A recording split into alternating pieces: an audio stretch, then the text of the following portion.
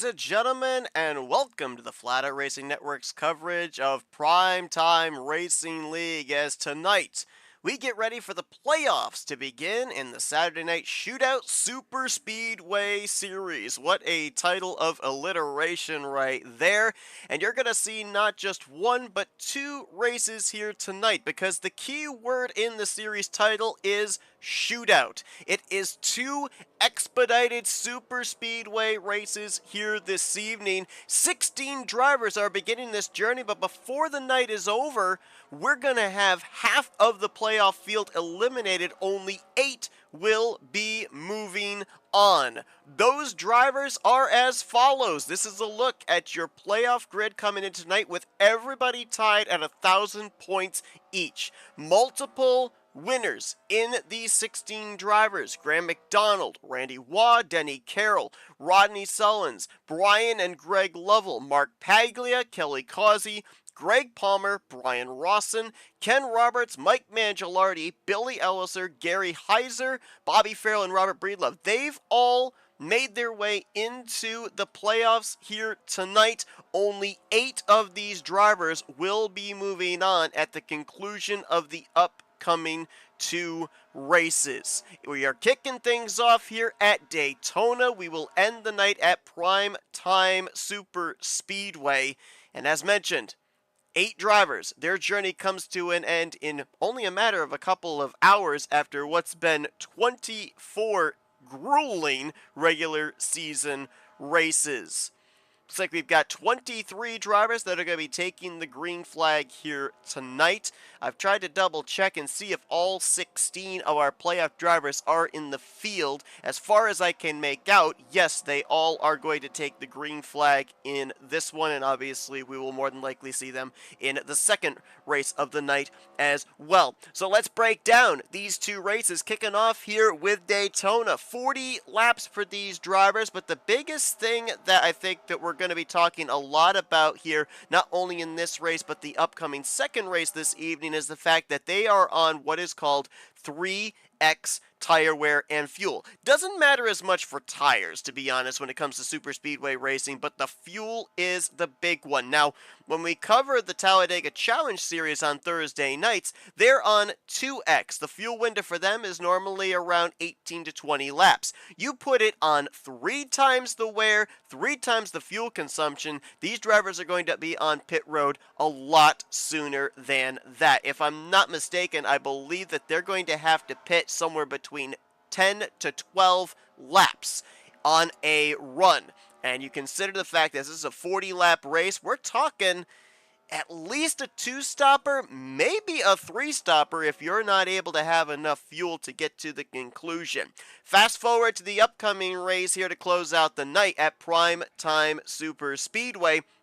That race is going to be 38 laps in length. It is the same length, 2.66 miles, as a Talladega Super Speedway. Again, we will be on 3 times tire wear and fuel consumption for that one. So, pit road, guarantee you, is going to play just as much, if not more so, a factor into who's going to be moving on into the round of 8 next week and who is not. Drivers concluded qualifying about 5 minutes ago. The clock is ticking down here on happy hour before they'll get ready to grid up for this first playoff race of the season, this being the 5th season of the Saturday Night Shootout Super Speedway Series. I'm just waiting, inevitably, when I go to say that entire title to somewhere mess it up, because that is a very lengthy name, and there is a lot of alliteration, as I said there, a lot of S's in the title name.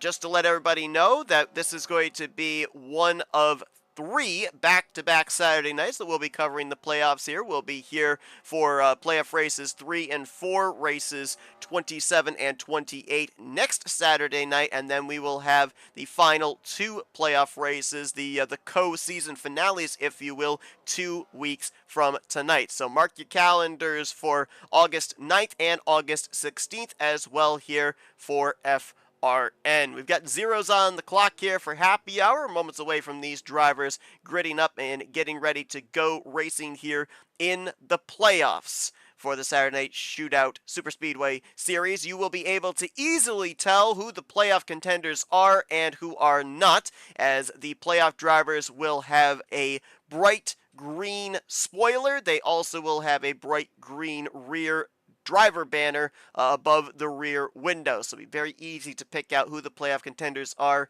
and who are the drivers that are not having the pressure of playoff racing here tonight. They can go out there, be aggressive, and try and end out the season with another checkered flag if they've formally won, or maybe get their first checkered flag of the season.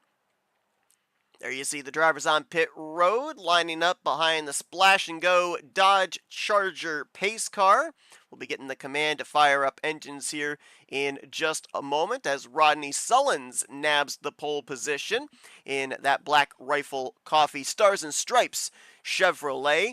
Rodney, a three-time winner this season. This is only his second pole of Season 5, and as you can see, he's got that playoff spoiler there, that bright green spoiler. So does the driver that lines up to his outside. So an all-playoff contender front row, as that'll be Brian Lovell to his outside in the 44. Brian coming into this race currently with 5 top 5s, 14 top 10s in 22 starts. He's still looking for that first victory, though, of Season 5. There's the command to fire him up, and we'll take you through the rest of your starting lineup for this evening's first playoff race. As Craig Hagley and Greg Lovell, playoff contender, going to line up in row number 2. Going to be a couple of playoff drivers in row 3 with Ken Roberts on the bottom and Randy Waugh on the top. Playoff driver Denny Carroll will be on the inside of row 4 alongside of playoff driver Gary Heiser. Then it's going to be Kelly Causey alongside of Billy Elliser. Double checking. Yep, both of them playoff contenders as well. Mike Mangialardi and Robert Breedlove, they're both playoff drivers. They're making up row number 6. Keith Bynum and Graham McDonald back in row 7. McDonald, a playoff contender. Greg Palmer and RJ Cabana, they're going to be back in row number 8.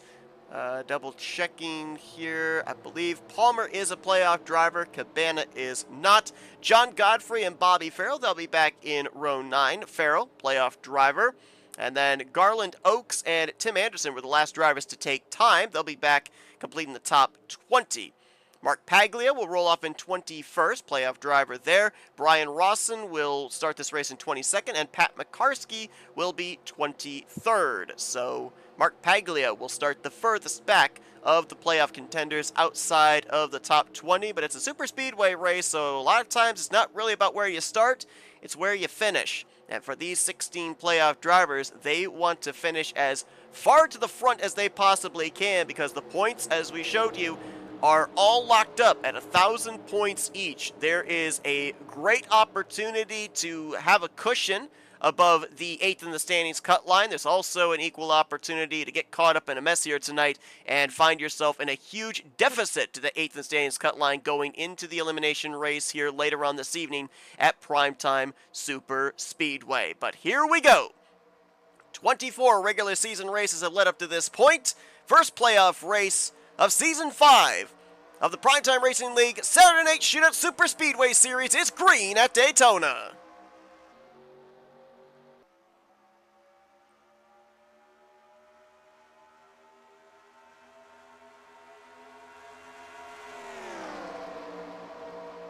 Rodney going to take the early advantage. You'll have him stacked up side by side behind him. Craig Hagley, little tight there through the center of 1 and 2, nearly pushing up into the driver's side door of Brian Lovell, leading that second groove. Down the back straightaway, right up to the back bumper of Sullins. That middle line gaining some momentum there as Lovell will stay at least to the right rear quarter panel of Craig Hagley for second place. That's Gary Heiser up way on the top side. Looks like he's kind of getting out of Dodge as he's looking to potentially drift to a safe spot in the rear of the field. And Sullins is going to cross the line and he'll lead the first lap. You're going to see here for this first lap, you're going to see the happy hour lap time scrolling across the top of your screen. As soon as it gets one cycle, it will update to the current race running order. Also, something we have to talk about here that's important are bonus points in this playoff system. You get a bonus point if you lead a lap. You get a bonus point if you lead the most laps. And those could be extremely important when we start talking about the elimination cut line of 8th in the standings heading into and at the conclusion of the race later on at Primetime Superspeedway.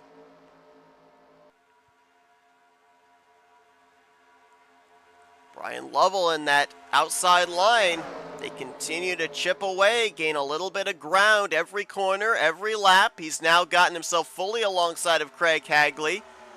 Might be to the right rear quarter panel of Rodney Sullins, and let's see if they can get one more good tight push down the back straightaway. He could be alongside or maybe even edge out ahead of Sullins going into 3, which indeed he does by half a car length.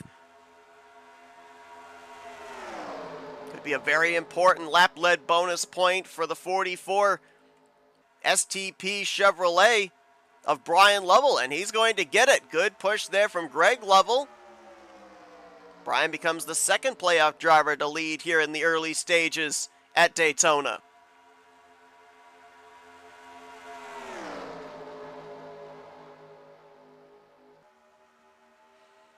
Again, remember as well, these drivers, they're racing side by side, now third position on back, stacked up 2 by 2 by 2 by 2. Normally, you see this for a good portion of time, but bear in mind, as we documented, 3 times wear and fuel consumption. These drivers are almost about halfway already through a fuel run, about 10 to 12 laps. They're able to make it before having to make the dive onto pit road. Greg Lovell gets himself cleared into second, so it'll be Brian and Greg Lovell 1-2. Randy Waugh now has moved down to the bottom here. He'll be alongside of Billy Elliser for third. Couple of dodges. Looks like Randy will now clear for that third spot. Rodney Sullins going to try and clear into fourth. Billy Elliser trying to lead that outside line and losing a bit of ground to the bottom of the racetrack there is Craig Hagley now trying to clear for fifth. Ken Roberts there on the inside line as well. He's going to get alongside of Billy.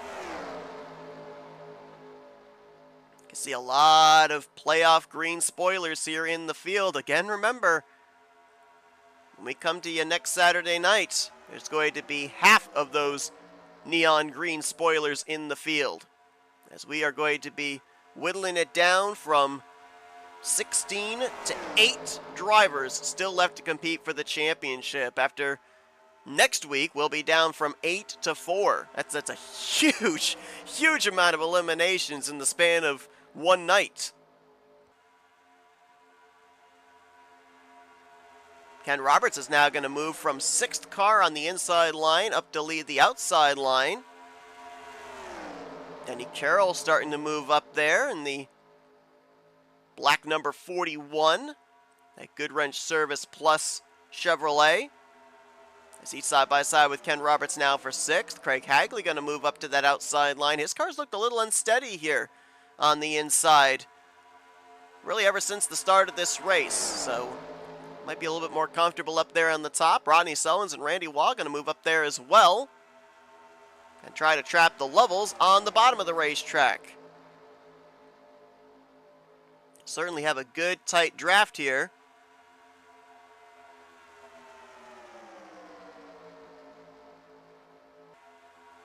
And Randy is clear for the spot.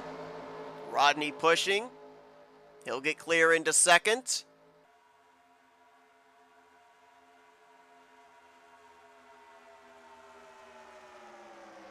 Craig Hagley is 3rd. And Ken Roberts now up to 4th. All of a sudden, the momentum is shifted from the bottom to the top of the racetrack. And I'm a little surprised to see them continuing to run the middle of the racetrack here. At some point in the next lap to 2 laps, we're probably going to see this formation make their way down to the yellow line in preparation for green flag pit stop. Somebody up back there is way up in the 3rd group. I believe that's Keith Bynum in the 63. He's got Graham McDonald up there with him. Interesting that at this point in time, we're having drivers go all the way up there to the upper groove unless they feel they can go an extra lap when everybody else dives to pit road. That's the only thing I can think of here.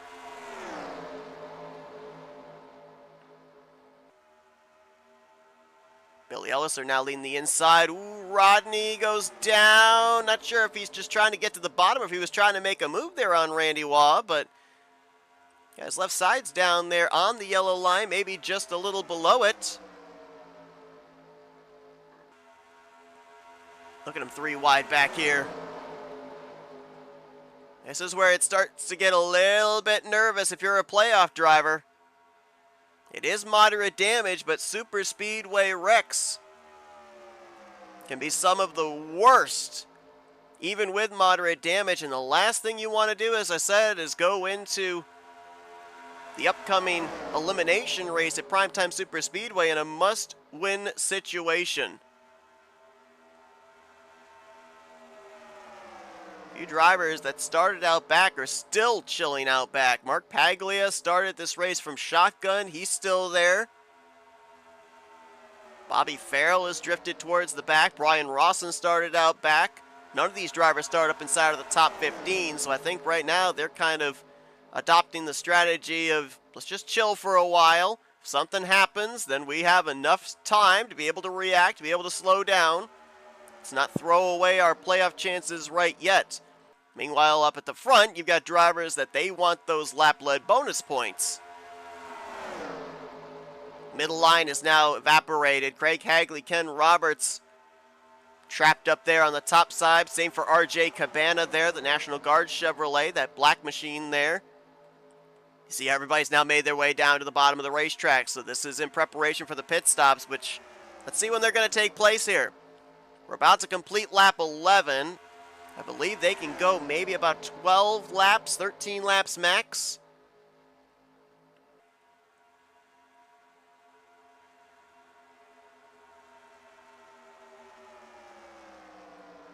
Keeping an eye on the chat we've got here, waiting to see if radios line up, or light up I should say, not line up.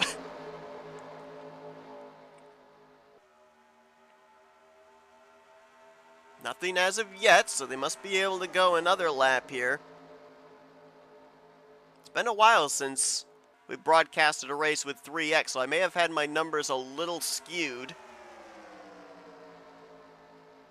I thought in terms of calculation that if 2X was going to be about 20 laps, then 3X would be about half of that, but maybe they can go a little bit further than I originally projected.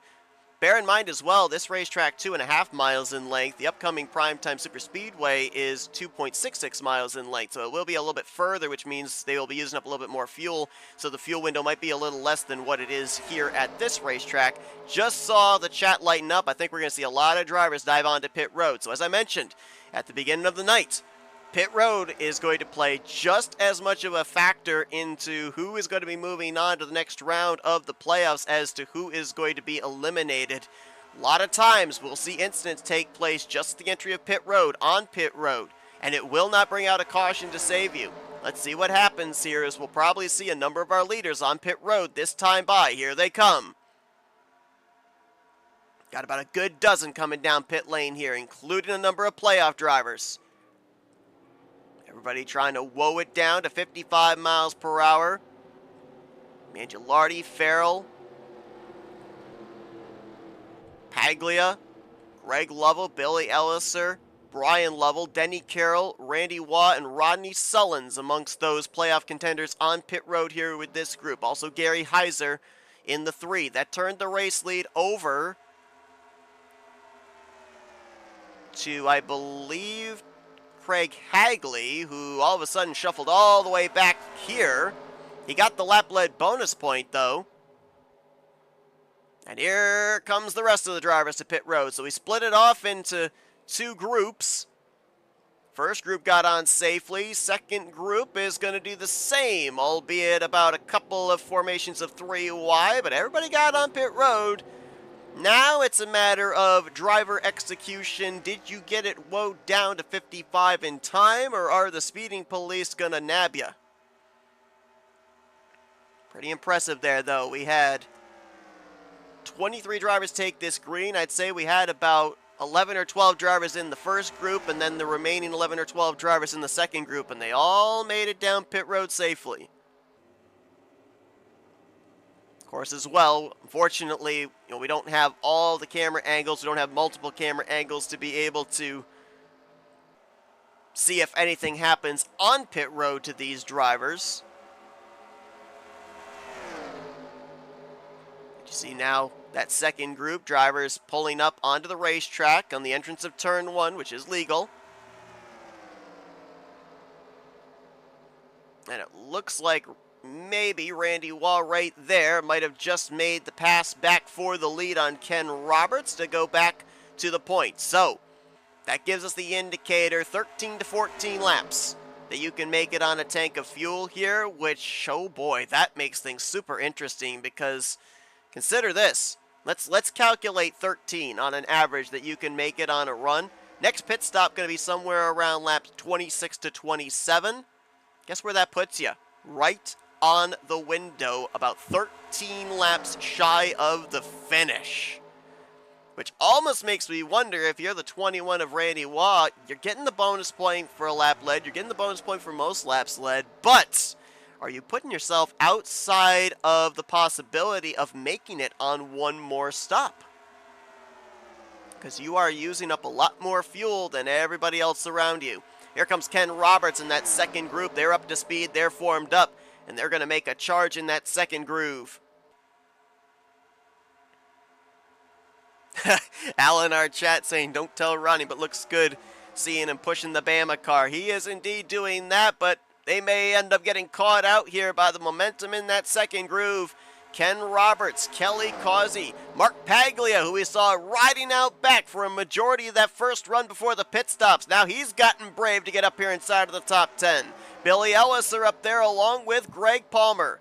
Look at all the playoff drivers we've got up here right now. I believe we've got 11 of them inside of your top 12.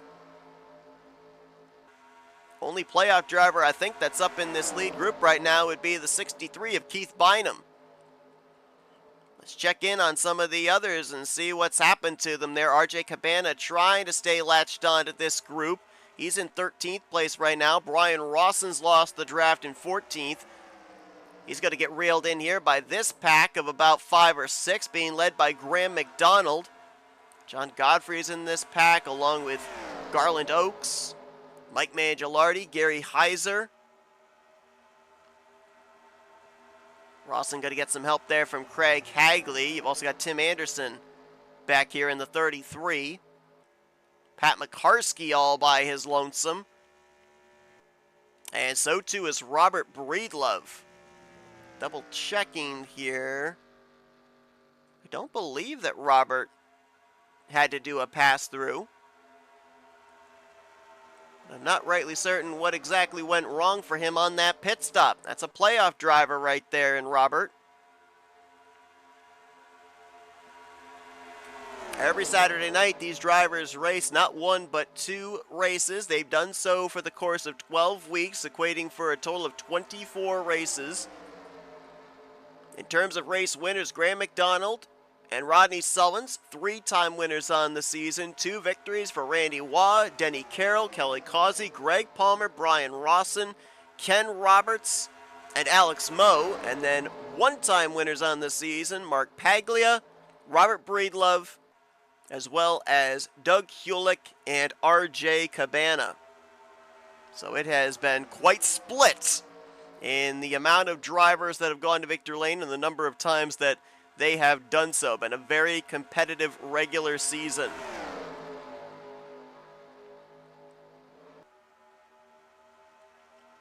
And we are deadlocked here at the front of the field all the way back through this lead pack. Ken Roberts will get an advantage, and then Randy Waugh comes right back. Of course, a lot of that based off the energy of the cars behind each one of these leaders of their respective lines.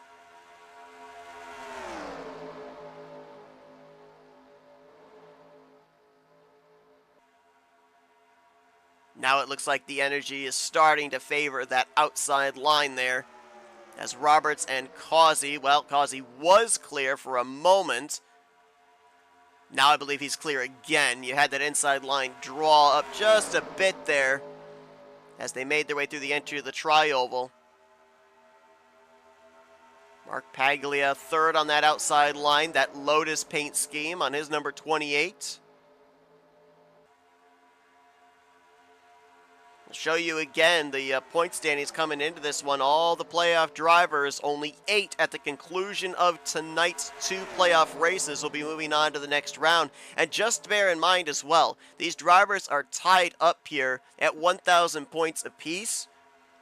The current running order that you see there with Graham McDonald at the top, Robert Breedlove at the bottom, the only reason that they are like that, if I'm not mistaken, it is based off of, if it's the same kind of point system that I use, it's based off of the average finishing position for the course of the season. I could be wrong in that, but I believe that's what the case is.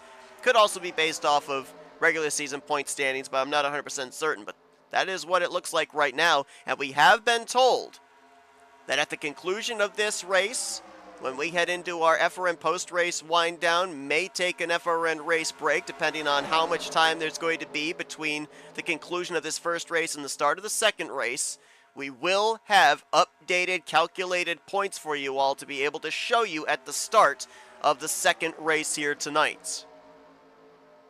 So when the checker flag waves here, do not go anywhere, because we got another race coming up for you. Another 38 laps, as we'll be changing venues to Primetime Superspeedway. Keeping an eye on that single file group back there being led by Graham McDonald, and they are closing up on this lead pack. They're not out of the hunt yet. They've done a great job with that single line speed, keeping the draft tight. I believe they've got the slipstream off the lead group, so just like that, they're back in the conversation.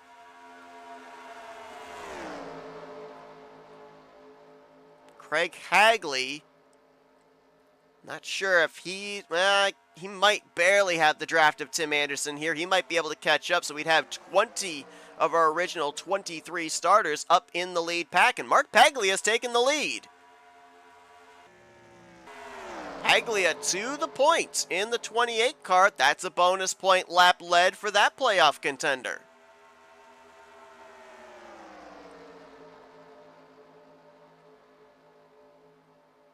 Third line foreman back there. That's Greg Palmer in the 22, Graham McDonald in the 24. We're starting to get racy here on the eve of maybe our second round of green flag pit stops.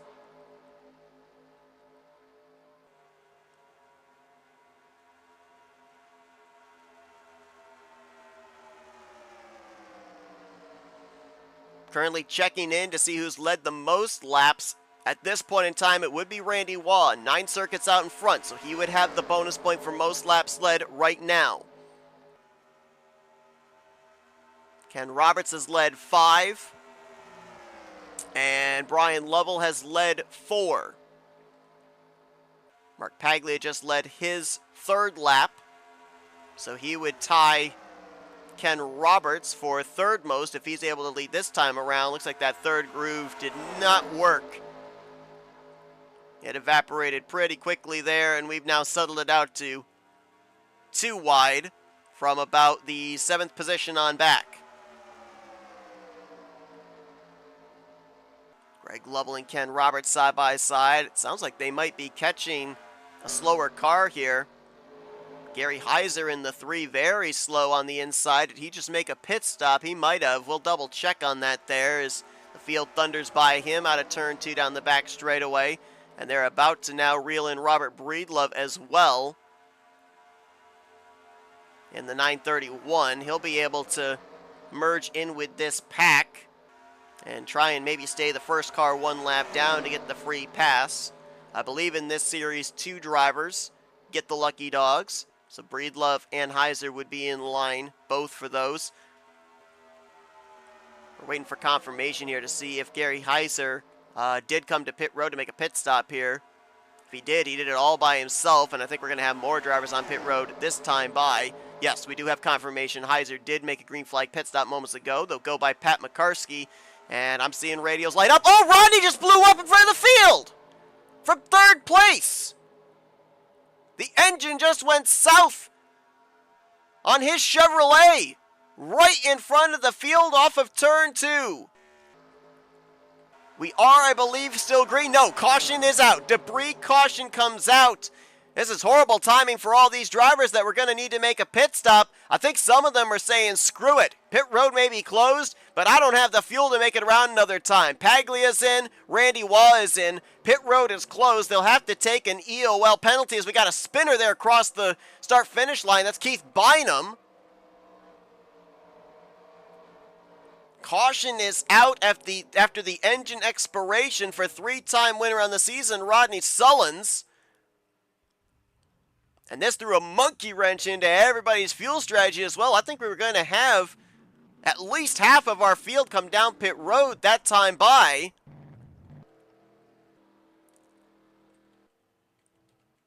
Rodney's going to be able to coast his machine to pit lane here to his stall.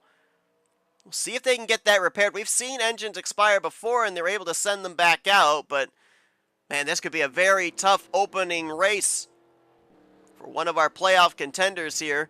Denny Carroll led us back to the start-finish line. Let's take a look of everything that transpired there from turn 2 all the way to the exit of the tri-oval. That was a scary portion of the racetrack for a driver to lose an engine off the corner of turn 2 specifically. Great job by Rodney to get it down onto the apron out of harm's way. Just no warning right there. Everybody going to get by as he gets it down onto the apron. Throws in the clutch, which will usually help to aid in debris caution not coming out, but yellow flag waves nonetheless. And let's see, coming back to the stripe, let's find the 63 of Keith Bynum. There you saw the 28 and the 21 come to pit road. Let's see what happens here as they cross the stripe to take the yellow. And, ooh, looks like a little bit of minor contact there. A little banging doors between Bynum and Greg Lovell as they were 3 wide crossing the stripe. And Bynum going to go for a spin in the grass.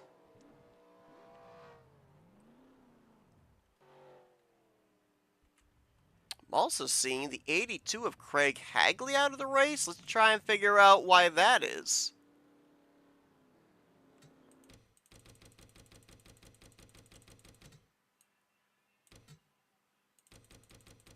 He had lost the draft. This caution would have caught him back up. And he was the assist that got Rodney Sullins back to pit road here to his pit stall. And then we'll see as soon as he gets him here to pit lane entry, he's going to pull into the last stall right here, and he's going to retire out of the race. So, not sure exactly what occurred there on the 82, but we now have 2 drivers out of the race, Hagley and Rodney Sullins. The diagnosis, engine camshaft for Rodney, so talked about not wanting to have to go into a must-win situation in the next race tonight. Rodney could be in that category here as he will be finishing 22nd. Hagley will finish in 23rd. Timing of the yellow, I believe, is going to have Pat McCarskey, Robert Breedlove as the lucky dogs. They're going to come to pit road here this time. Looks like Gary Heiser may get the wave around. And I believe that will put all of our lap down cars back on the lead lap. RJ Cabana should be the race leader here when we cross the stripe, which indeed he will. After the pit stops here for these drivers, looks like Brian Lovell came off pit road second, followed by Denny Carroll, Greg Lovell, and Ken Roberts. So that's going to be your top 5. You'll eventually, after they've concluded their pit stops and pull up alongside of the pace car, you'll see both Pat McCarskey and Robert Breedlove go around and get their laps back. Gary Heiser in the 3 will follow them as the wave-around driver. And we will have our remaining 21 drivers all on the lead lap.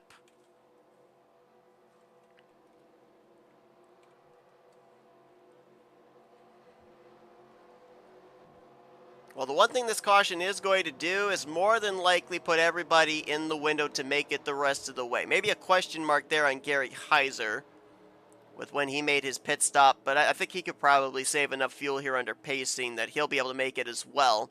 We'll get the restart with less than 10 to go, probably 9 laps to go if we get the lights out this next time by. Everybody should be good to go to the finish. This is only our first caution of the night. But it may not be our last now, as drivers don't have to worry about fuel anymore. We may start to get a little bit more aggressive here as drivers look to lock themselves into the next round of the playoffs.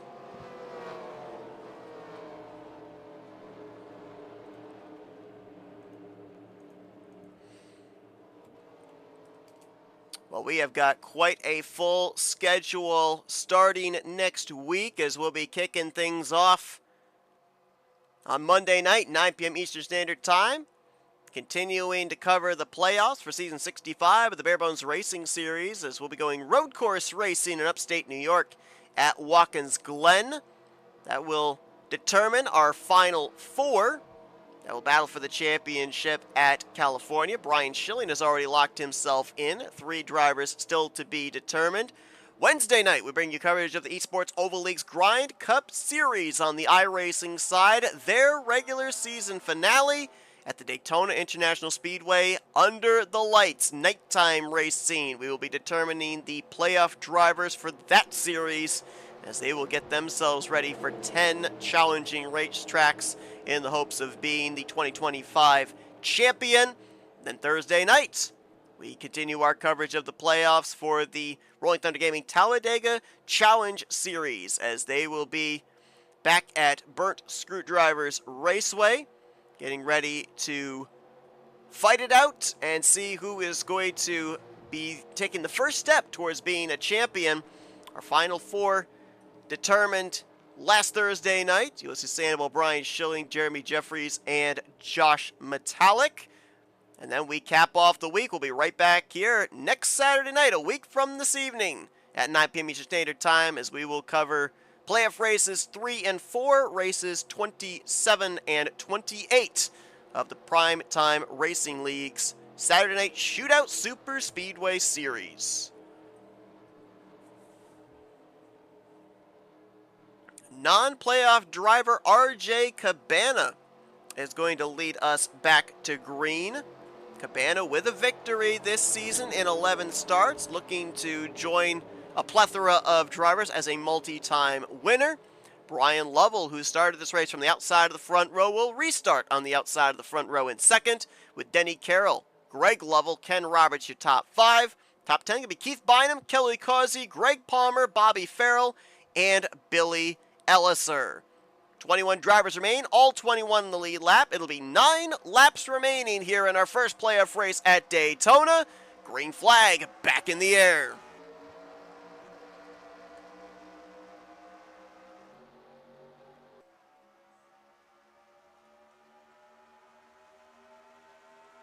Hey, you don't know that, Rodney. You don't know what's going to happen in the next race.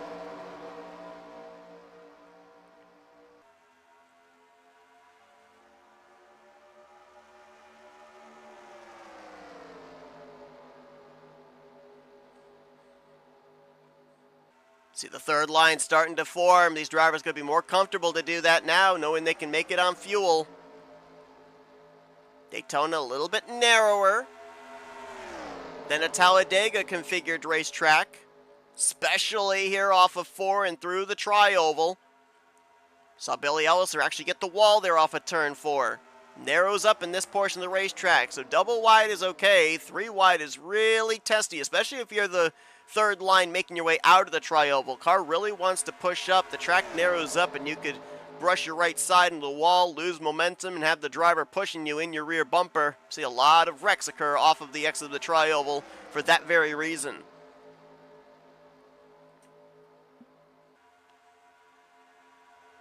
Denny Carroll going to move up to the outside line. Can pick up Brian Lovell. Stall out the momentum of that line just a little bit. They'll have to try and regain that energy. RJ Cabana clear of both lanes now. Can do some mirror driving. He'll stay committed to the bottom, at least for the time being. They're fanning up there looking for a third line. Keith Bynum and Billy Elliser were thinking about it, along with Greg Palmer. Palmer now going to shoot up the middle there, forcing his way to the inside of Keith Bynum, who pinches him down, and Bynum's going to pay for it as he's up and into the wall. Going to collect a number of others, including some playoff drivers there. Graham McDonald, Brian Rawson. Mark Pagley is just going to skate through. Mike Mangialardi, I think, was collected up in it as well. Caution is out. And now we're going to have only a handful of laps left here to finish out this race. We're racing back to the stripe. It's close between Cabana and Roberts, but RJ Cabana is going to get it by a splitter. Interested to see what our scoring shows the interval was there coming back to the caution. 9 thousandths, it said. That was really close, and that would have been for control of the restart as well. Cabana able to get it, though. Let's go back and take a look at what happened there. Kind of looked like from live that as we were 3 wide, Keith Bynum trying to pinch down the middle line, and it did not work in his favor as he goes around off the nose of Greg Palmer.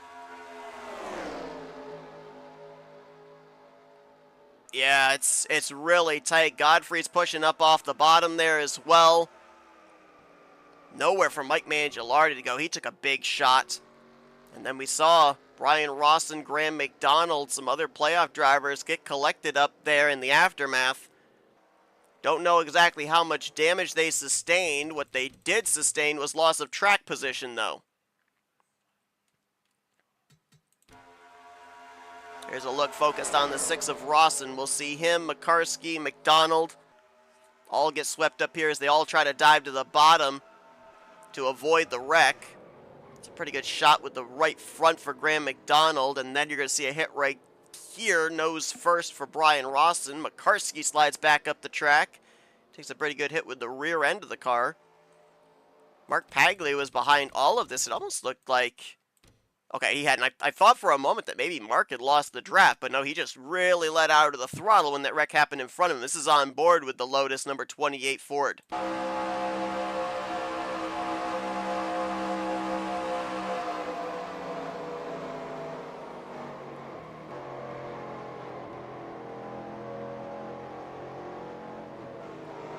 Couple of close shaves right there, specifically with the Pat Makarski machine. But able to get through it. I don't know if you noticed it right there, but nice attention to detail. You can see the yellow roll cage inside of Mark Paglia's machine.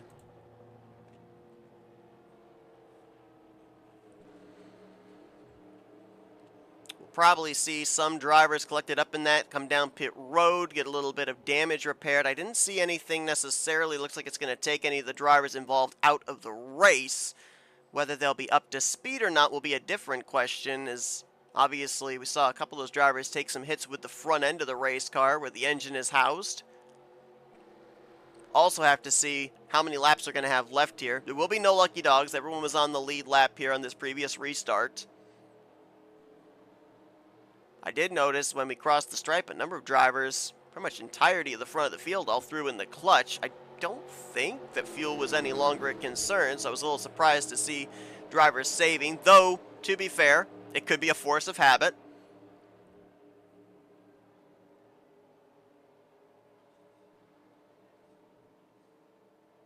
See if we get the lights out this time. If we do, then we're going back green with 4 laps remaining. Or no, I'm sorry, we're going back green with 3 laps remaining if the lights go out this time. And bear in mind, the next flag will end the race. We don't have overtimes here. So if a caution comes out before the white flag is displayed, then we race back to the caution and we will end the race under pacing. Looks like we're going to have less than 3 laps to go. Lights are still on. So we're probably going to have an in-regulation green-white checkered to close this thing out. Again, remember, after the checker flag waves here, when we go into our post-race wind-down and dial up our top 3 finishers, stick around because we got another race coming up here. 2 races this evening, 2 playoff races. We'll be having about a 10-minute intermission in which we will then be getting ready to go racing under the lights at Primetime Super Speedway for playoff race number 2. 16 drivers began the playoffs here tonight. Enter these 2 races. Only half those playoff drivers will remain in the hunt for the championship.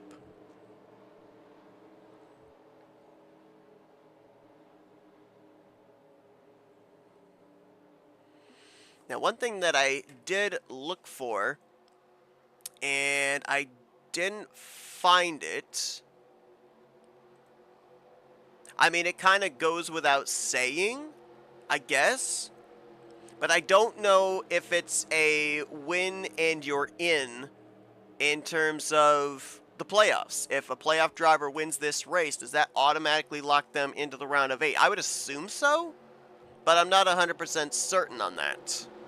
I don't know if drivers will have to rely on their combined consistency in these 2 races to be up above the 8th in the standings cut line at the conclusion of the night, or if, say, a Ken Roberts or a Denny Carroll or Brian Lovell, Kelly Causey, Bobby Farrell, if any of them take this checkered flag here, did they go in to the race upcoming already locked into the round of 8? That I'm not certain about.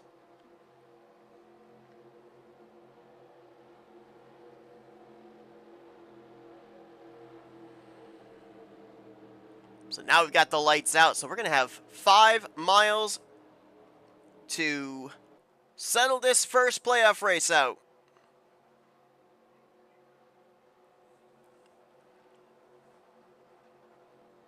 Again, if we end up making it around to the white flag and the caution does not come out, we will race back to the start-finish line regardless of whether a wreck takes place or not.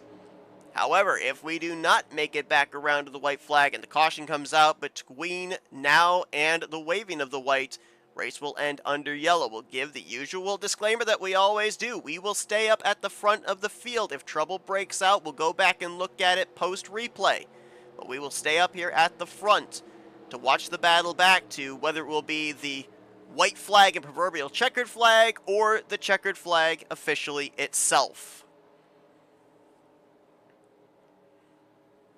So here we go. RJ Cabana going to be the control car. He's going to have Ken Roberts to his outside. Denny Carroll, Kelly Causey in row 2. Brian Lovell, Bobby Farrell, row 3. Row 4, Greg Lovell and John Godfrey.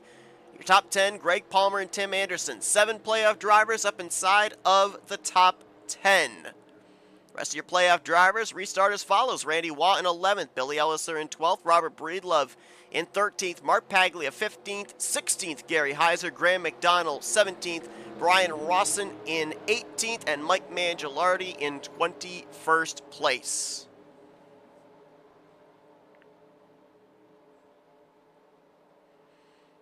And I am being told by Ronnie in our chat, points only. It's not a win and you're in, so that'll make things even more interesting when we eventually start talking about that 8th in the standings cut line based off the finishing results from this one. Here we go. Green, white, checkered. 2 laps to sort it out. RJ Cabana looking for his 2nd win on the season. Ken Roberts is looking for his 3rd.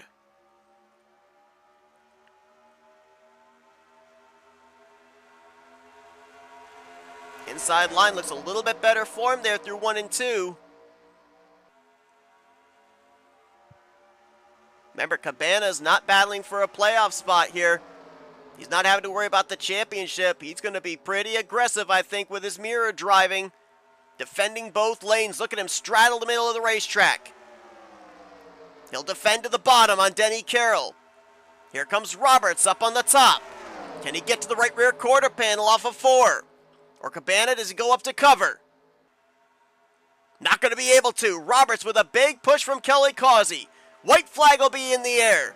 We're going to race it back to the checkered flag. We are locked side by side for the lead. Cabana on the bottom with Denny Carroll. Roberts on the top with Kelly Causey. That middle line's going to get a good push here down the back straightaway. Can the inside line match it? Third line trying to form back there. That could hurt the middle line.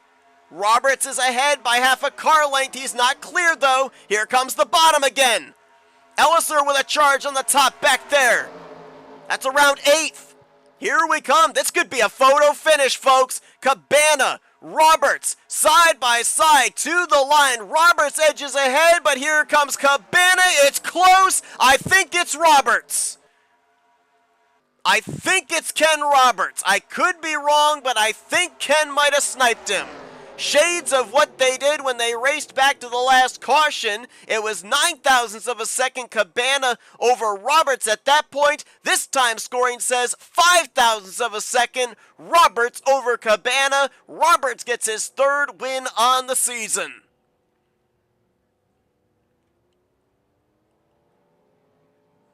Big win for Ken Roberts. Could be a huge starting step towards advancing into the round of 8. As he will pick up nearly maximum points. The only bonus point he's not going to get is the bonus point for most laps led. That's going to go to Cabana, who was the only driver to lead double digits tonight. Ken led 7 laps.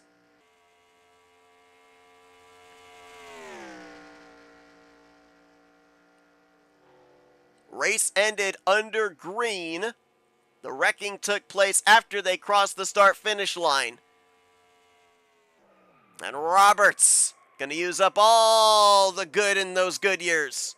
Well, he actually, I think, just flat-spotted one of them. I think that was his left front just went down.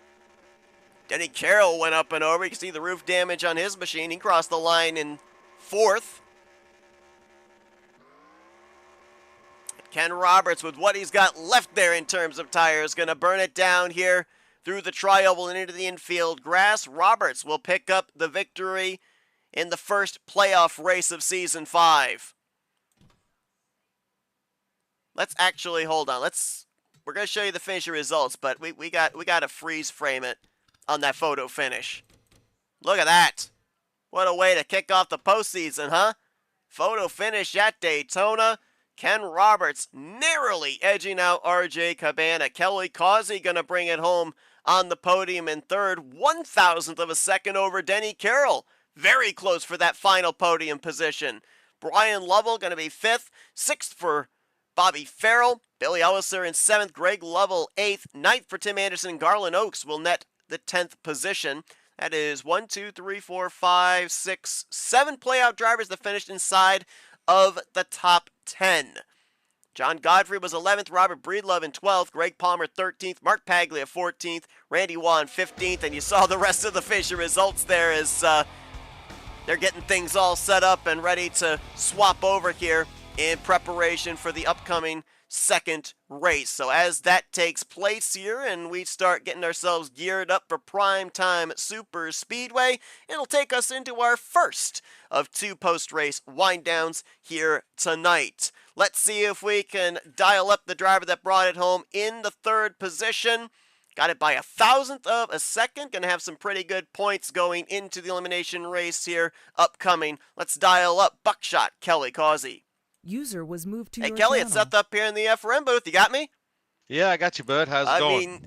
We saw it was going to be an in-regulation green-white checkered. We knew you guys didn't have to worry about fuel. We knew we were going to be in for a fight here in the closing stage. You guys managed to keep it clean all the way to the end, but man, it really just came down to who had the tightest draft, who had the momentum. Seemed like nobody was able to gain an advantage at any portion of that final 5 miles.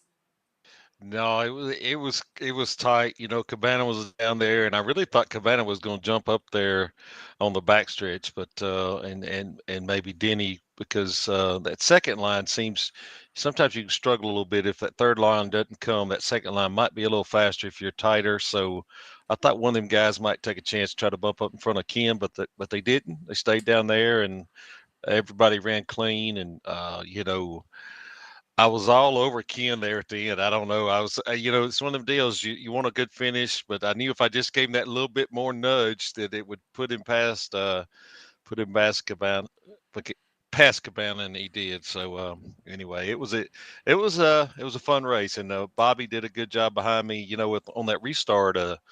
It's like I don't know. I got going with it with Ken, and it's almost like he hiccuped, and so I actually hit the brake a little more. I should have separated us just a tad, and I said, "Uh oh, I might have messed up." But it ended up. I got back up there to him, and like I said, Bobby was on me good, and we had to squeeze him pretty good bit in the corners, and it worked out.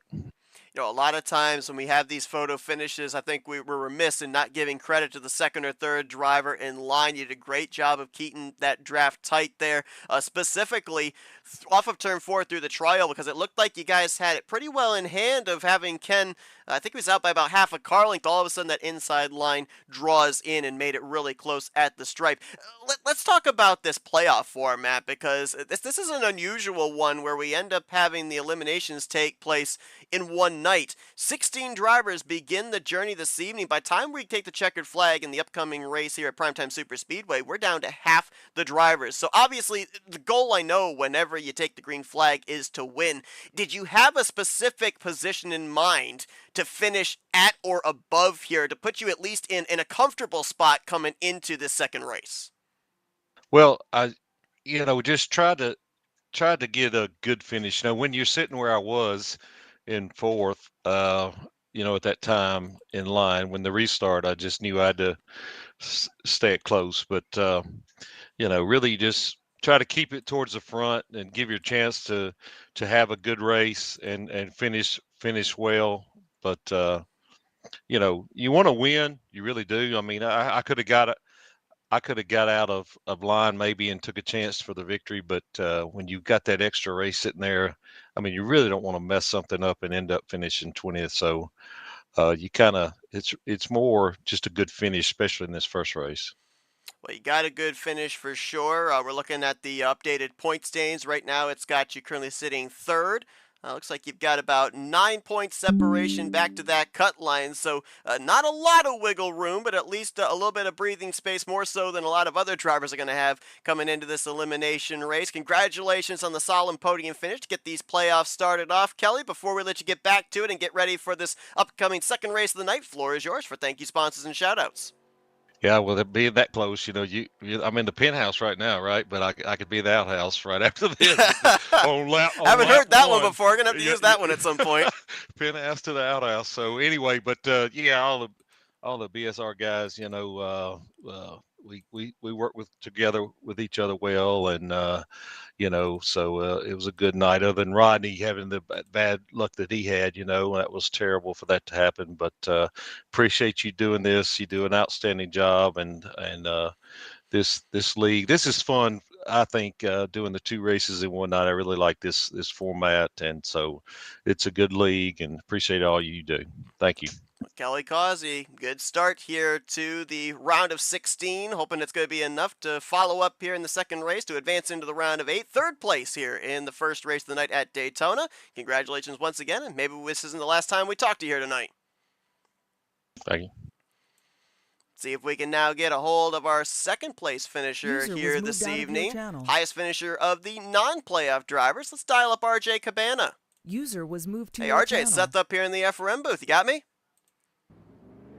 Yeah, what's up, Seth? Well, man, I tell you what, a lot of drivers, 16 in total, come into this race with all the pressure of worrying about points, getting themselves in a good position here for this elimination race to advance into the next round. You got none of that pressure coming into tonight. Nope. In the running to be able to get that second win of the season, led the most laps, almost able to get it there at the end. What little more did you need? What more could you do? What more could the drivers pushing you do to just get that last little 5,000th you needed? Denny was tight on me. I think he just didn't really want to give me a big push. So, once you get a push from behind, it might wash the car up a little bit. And I know the outside line was going to be tight on the outside. So I'm not saying, he could have given me a little bit more of a bump. But, I mean, I don't think there was really much more we could really do. Just really hold a very, clean line, try to just stay connected and, do the best we can at that point. I mean, I had an opening on the outside, but I knew Rodney was there with the nose. And, obviously with the first week of the the chase, here in the playoffs. I didn't want to really make that move and cause a whole havoc of accidents and stuff. So I just played it safe. I said, hey, I'm good up here. If I get a top 3, that's great. If I get the win, awesome.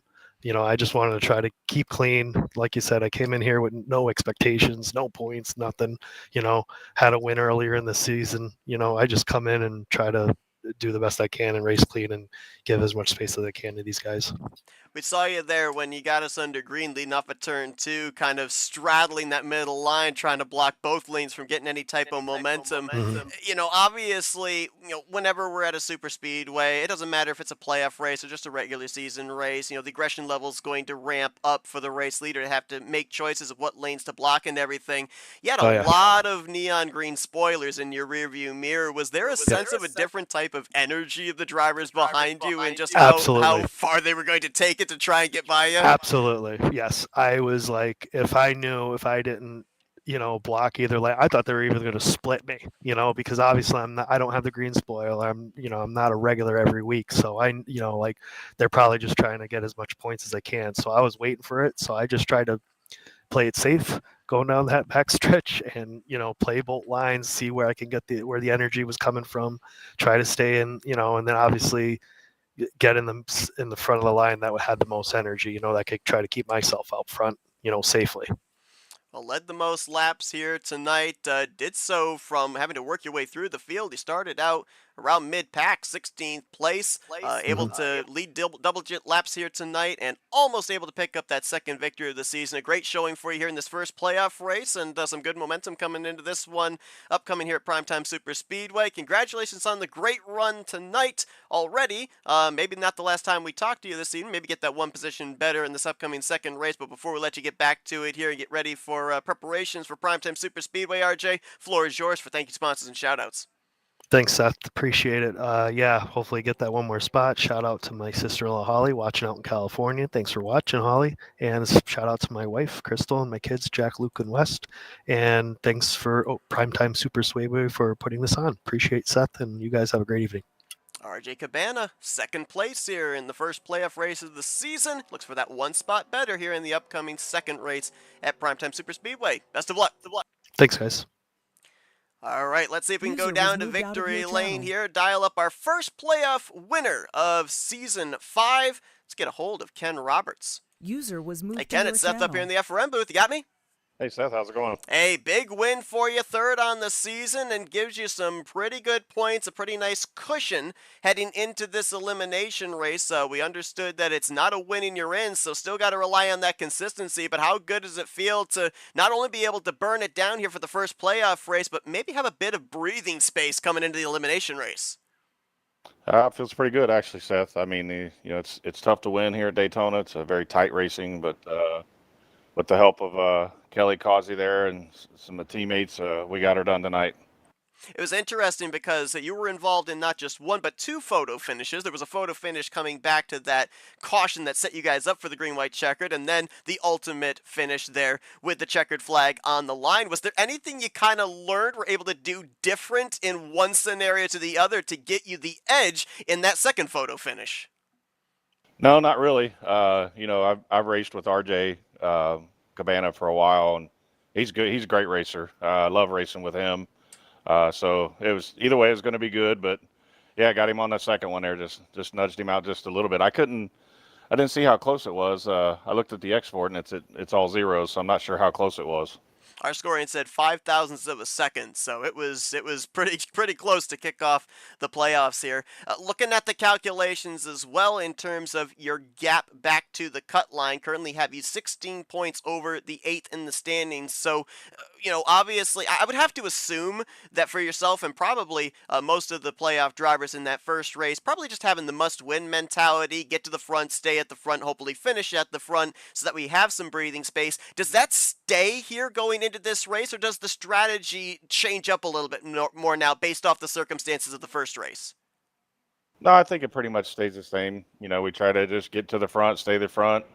Now that you got that and you got a little bit of a cushion there, you got a little bit of breathing room. It does take a little bit of weight off the shoulders. But yeah, I mean, still going to be the same. Try to get to the front, stay in the front. Well, a big win for you. Your third on the season. Congratulations on that. And hopefully we see that translate into you transferring into the round of 8 at the conclusion of the night. Best of luck here. Maybe go 2 for 2 to kick off the playoffs here this Saturday evening. Before we let you get back to preparing for this upcoming second race, Ken, the floor is yours for Victory Lane. Thank you, sponsors, and shoutouts. I'd like to thank you for FRN Racing. I love watching the broadcast, so thank you guys. You guys do a great job. PRL for putting this on. I've told Graham many times I love this double format. These 2 races. It's really cool. I'd like to thank my teammates. BSR. I can't do it without those guys. So super great guys. Best in the business, if you ask me. So just appreciate them. Thanks, Seth. That's Ken Roberts, brings it home with a victory to kick the playoffs, and he'll be the new points leader heading into this elimination race coming up here in just a few moments at Primetime Superspeedway. Best of luck here in this elimination race, and looking to advance as one of the 8 going on to the second round. Thanks, Seth. Ken Roberts with the checkered flag, his third on the season, 2 during the course of the regular season, and 1 now in the playoffs. Drivers are currently on track, getting themselves prepared here for the upcoming second race, the elimination race. The points have been calculated. We'll be showing those to you here in a few moments. We'll wait for qualifying to conclude, so we'll have your starting lineup ready for you and everything. So we are, I believe actually now they're heading into qualifying. So I was going to say we'd go into an FRN race break, but instead we'll just stay here. We'll keep it here. We'll keep the post-race wind-down screen up just for a moment, so that way once the qualifying starting lineup comes in, I'll be able to have that ready and available. Everybody also cross your fingers. We're trying something different here. I've actually never changed a points graphic in between races. Hopefully it worked. A lot of times when I end up doing something like that, it ends up resetting and resetting the resolution. So everybody collectively cross your fingers with me that the points graphic actually updates and is in the correct size. But some drivers that are going to definitely be looking to bounce back after some finishes. We can't really call them bad finishes because we have 16 drivers in the field here tonight that are battling for the playoffs. I guess in relation to other drivers, it's not where they wanted to finish, but they still mathematically have a shot of making their way into the next round. Some of those drivers would include Brian Rawson, Gary Heiser, Graham McDonald, Mike Mangialardi. We saw them caught up in that wreck off of turn 2. Rodney Sullins with the engine failure as well. Those drivers right now, based off of what we are showing, find themselves anywhere from 5 to 9 points below the cut line. Easily can be made up, especially if any of those half-dozen drivers go to victory lane in this second race. Maybe lead the most laps as well. Get that bonus point. We talk about bonus points and how important they are. Keep this in mind. RJ Cabana led the most laps. That is a bonus point that was off the table for a playoff driver to be able to pick up. So going to be very interesting to see if we end up having a playoff driver maybe lead the most laps here, and that bonus point could be extremely crucial. I can tell you this, we obviously will show you the point standings here in just a moment, but it is super, super close around that cut line. The highest driver above the cut line is only 4 points to the good. The highest driver below the cut line, it's actually a tie between 2 drivers. They're only 1 point back. I mean, it is going to be really close here, and I usually put out this disclaimer when we end up having elimination races and mathematics is involved. I am not a very good mathematics guy. I can eyeball some things, but a lot of times, and more often than not, my percentage of getting something right is extremely low. So I will do my best to kind of eyeball who I think's in a good spot, who is in a bad spot, but keep it here. Until the end of this broadcast, we will more than likely have for you officially who is moving on, who is eliminated. 16 drivers begin, 8 drivers will be moving on into next week's 2 playoff races. Looks like our qualifying is nearly winding down here, about 50 seconds still remaining. Again, cannot thank everybody enough for tuning into our coverage here tonight. We will be back here next Saturday night and then 2 weeks from tonight as well, as we will be covering the entirety of the playoffs here for the Primetime Racing League Saturday Night Shootout Super Speedway Series. I can't believe I haven't messed that up so far. I've so far gotten it correct every single time, but it is going to be a lot of fun to watch how these playoffs continue to culminate, and also be interesting to see how the drivers who will eventually be eliminated tonight, be eliminated next week when we eventually establish our Final Four, when they lose those neon green playoff spoilers and banners, they're going to become X factors into maybe determining who our Final Four are going to be on August 16th. All right, looks like our qualifying is concluded. Man, it was close for the pole position. Let me tell you what, we had, 5 thousandths of a second separate first from second place for the race winner in the first playoff race. We had 2,000th separate the podium here for the pole position.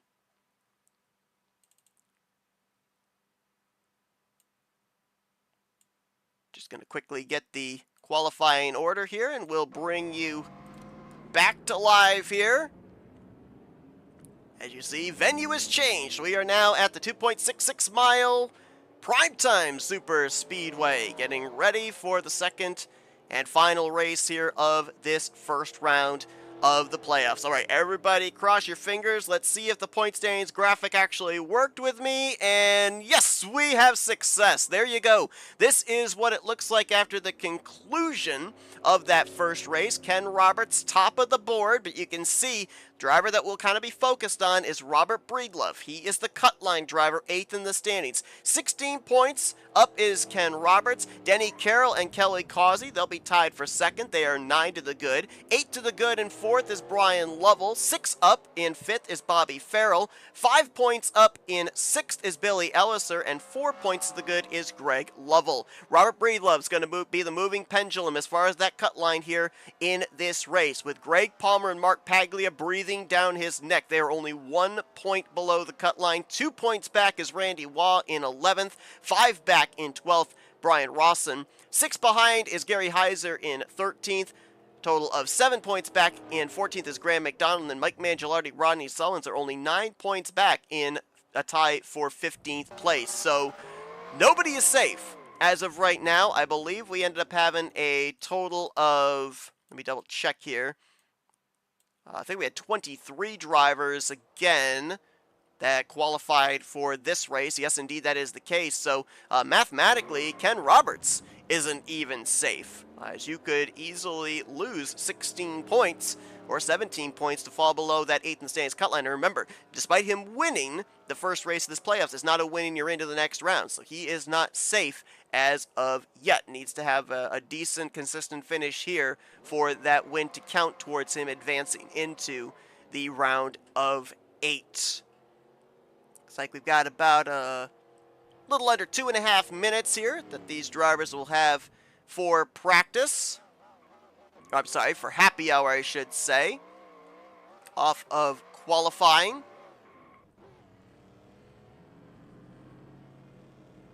We'll keep the points graphic up here because, you know, you kind of look at the situation for these guys. I'm going to see if I can, I don't know if there is, and I'm kind of curious.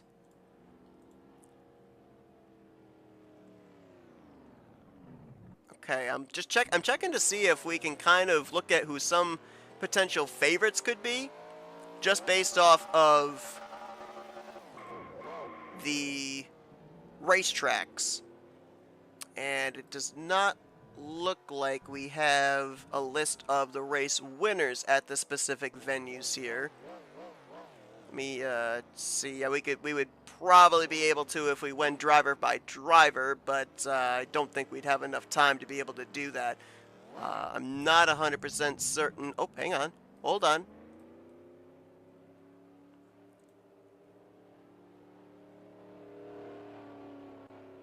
Okay, so we do have a list. We do have a schedule here. Okay, hold on. So let's see. Let's go down the list here for Primetime Super Speedway, who we've had that have gone to victory lane so far at this venue during the regular season. This is going all the way back to when this 5th season started in May. So far, Robert Breedlove, who's the cut line driver, interesting. Graham McDonald, who's below the cut line. Rodney Sullins, who's below the cut line. Randy Waugh, who's below the cut line. Greg Palmer, who's just barely below the cut line. Looks like Alex Moe won a couple of races there. Brian Rawson. Rawson is below the cut line, I believe. Yes, he is. Graham McDonald a second time. Randy Waugh a second time. And then Kelly Causey and Ken Roberts, who are above the cut line. So how about that?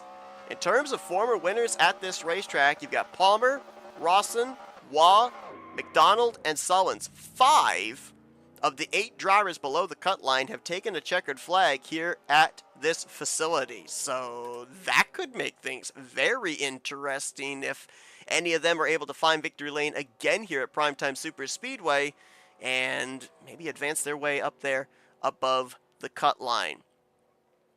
So we ended up seeing, I believe it was about 13 to 14 laps. The drivers were able to make it on fuel on a green flag run.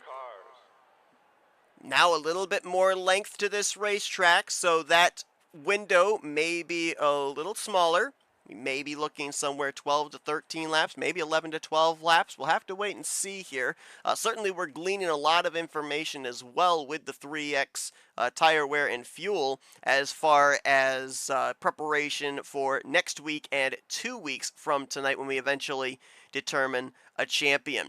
Well, Rodney Sullins back-to-back poles to kick off the playoffs. He led us to green back in that first race, though the engine wasn't able to reach the conclusion. He's hoping to gain back some points lost from the first race earlier on at Daytona. Ken Roberts looking to keep the momentum up from the Daytona race as he went to victory lane looking for back-to-back wins to kick the playoffs off here. The driver top of the board in the playoff stands and the driver at the bottom of the point stands making up your front row here.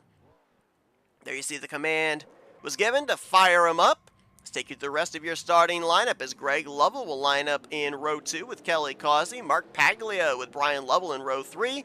Row 4 finds Robert Breedlove and Graham McDonald. Mike Mangialardi will complete the top 10 with Pat McCarthy. You're going to have 9 of your playoff contenders starting this race up inside of the top 10. Randy Waugh will be back in row 6 with Denny Carroll. John Godfrey and Keith Bynum in row 7. Tim Anderson, Gary Heiser in row 8. Row 9 with Brian Ross and Greg Palmer, and your top 20 completed with Bobby Farrell and Billy Elliser.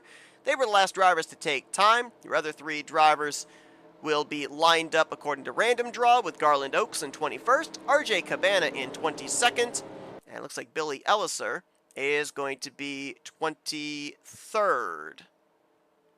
No, correction. It looks like we've got 1 driver missing from this race in regards to the first race. So actually only be 22 drivers. I read Billy Elliser's name twice. He came in an incorrect machine, I guess, earlier on. Got into the correct car, so he's on the grid twice. He's actually rolling off from 20th place. So only be 22 drivers that are going to take the green flag for this one. Not sure who the driver was that raced before. That is not in the field now. But regardless, getting ready for 38 laps of racing here for this one. Now, on 2X, these drivers would be able to make it on 1 stop. But I would assume we're looking at least a 2-stop race here with 3 times the wear and the fuel consumption. This track's a lot more spacious than Daytona. We saw them willing to go 3 wide there. They will go 3 wide here, I think, very early on. Nobody is locked into the round of 8 yet. But at the end of this one, 8 drivers will be heading to the next round of the playoffs. 8 drivers' journey will come to a close right here. Who will they be? We're about to find out Green flag is waving at Primetime Superspeedway.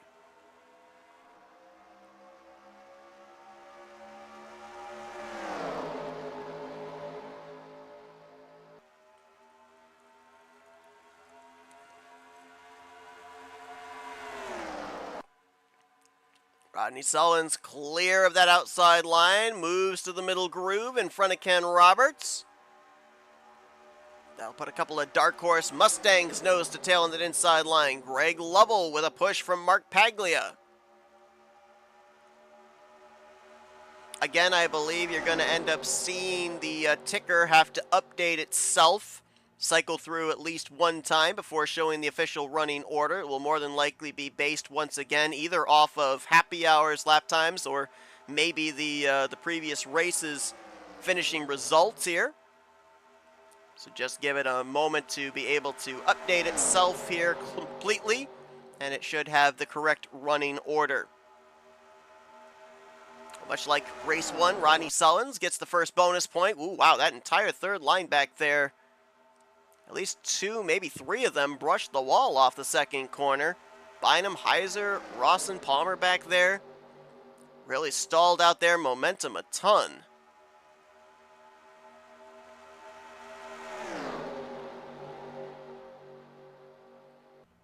Looks like middle groove is the lane that boogies the best here, at least at the beginning. Most everybody moving up to that lane. Got a couple of drivers that have moved down to the inside line. Brian Lovell pulled in front of Greg Lovell, trying to spearhead that lower line forward.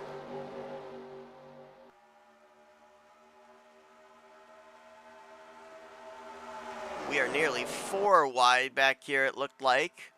Might have been only 3, but they were spaced where it looked like 4, at least from that camera angle. Gary Heiser falling back. Garland Oaks trying to lead a quartet of drivers in that middle groove, including the runner-up from the previous race, RJ Cabana. And there's the driver that's got maybe the most pressure of anybody in this one because he's the cut line driver. He's the benchmark, if you will, for drivers that are above or the drivers that are below him in the playoff standings. Last time by, scored in 9th, 5th on that outside line. Inside line have found a bit of momentum. Ray McDonald and Pat McCarskey, a couple of Dodges moved down there, and they are making forward progress as Grant's been able to get himself alongside of Kelly Causey for 3rd. They're going to lose a bit of momentum there off of 2 down the back straightaway, but look to gain it right back here the shorter way around the racetrack on the inside of 3 and 4.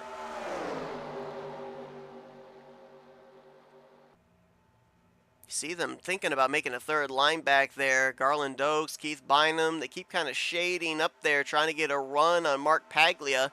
If that 3rd line does form, and if they're able to get to the outside of some of these middle line drivers, is that going to draw that middle line back and give an advantage to the inside line? We'll have to see. As right now, that middle line, they had momentum, and all of a sudden, it's like someone flipped a switch. They're starting to go backwards again. Graham was up alongside of Ken Roberts for 2nd, but now he's back battling for 5th, battling for 6th. Rodney just blew up again! Back-to-back races, and now a massive wreck going into 3. That is 2 races in a row that Rodney Sullins has blown up. The first time was running, I think it was 2nd or 3rd. That time it was from the race lead. There's no way that could be 2 random blow-ups happening to the same driver. That is crazy. And a bunch of playoff drivers were collected up in the aftermath over into 3. And figuratively and literally, Rodney Sullins' hopes of being a back-to-back champion have gone up in smoke. There is damage on the right side of Greg Lovell. There are a bunch of other playoff drivers back there that got some damage. Brian Rawson went up hard into the outside wall. I thought maybe for a brief moment a driver might have flipped, but I'm not 100% certain on that.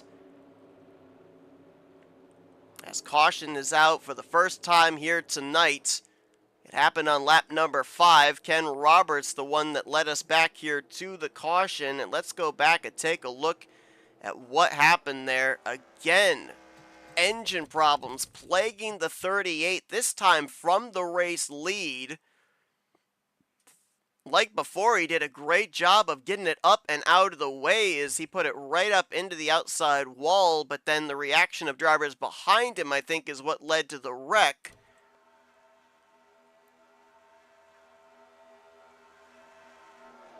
It's got to be another random blow-up. There was no, at least on my telemetry, there was no downshift. The odds of that happening in back-to-back races to the same driver is uncanny.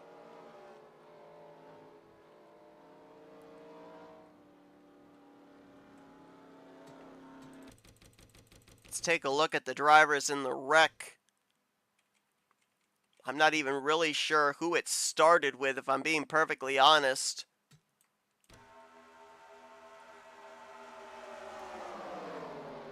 It looks like Keith Bynum going down to avoid Rodney Sullins, gets into Graham McDonald and Mike Mangialardi. Garland Oaks was collected up in that. You saw Brian Rawson's Valvoline Chevrolet there. Let's find the 6. I don't think he flipped, but I think he caught some air. May have actually rode the outside safer barrier.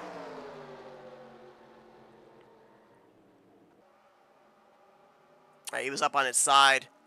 That's a lot of damage. Oh, then gets a late hit from John Godfrey as well. You can see damage on both the left and the right side. That's going to more than likely spell aero damage. And Brian came into this race below the cut line. Denny Carroll there in the 41. We know Greg Lovell was involved. It's a matter of how much damage did you get. And this is a corner wreck. We talk about this all the time at super speedways. On a straightaway, you're less likely to see contact or damage that's going to take you out of the race or have you off the pace. A corner wreck where the hits are a little bit harder, they're at slightly different angles, and usually a lot more violent. Those are the wrecks you got to worry about. As there was both Greg Lovell, there's also Bobby Farrell, that red and white number 7 Motorcraft Ford collected up. It was a late hit into, I think it was a combination late hit with John Godfrey and Greg Lovell into Brian Rawson. So that's front end contact for Greg. I think one driver, one of our playoff contenders that got through that wreck was Greg Palmer. Let's see what he saw. He was right behind Brian Rawson. And he's going to get a pretty good view of the smoke billowing from the back of Rodney Sullins as well.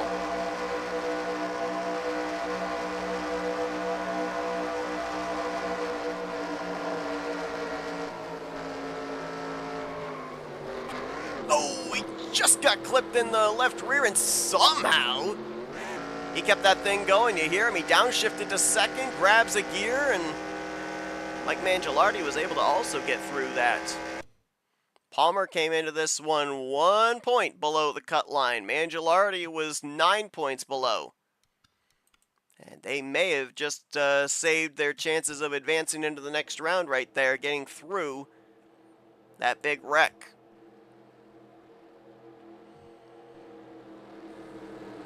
Well, as this race progresses, as I said, it's going to be difficult to kind of eyeball drivers that are moving on, drivers that are eliminated, but a couple of drivers, it looks like they will indeed fall into the eliminated category, are out of the race. Rodney Sullins, obviously, with the mechanical failure. Not certain what the diagnosis was this time, as he was up and into the wall there, so they are diagnosing it as accident, but we know it was definitely a mechanical failure that took him out. It was an engine camshaft back in the first race. But he's going to finish 22nd, and Brian Rawson will join him in the garage area after we saw the pretty big hit he took, was up on his side, riding the outside wall, damaging both the left and right side of his Chevrolet. He will finish in 21st. Both drivers were below the cut line, so both drivers will, at the conclusion of this one, be eliminated from advancing into the round of 8. Still got the lights on here on the pace car, so we should maybe get the green this next time by with Ken Roberts leading Kelly Causey.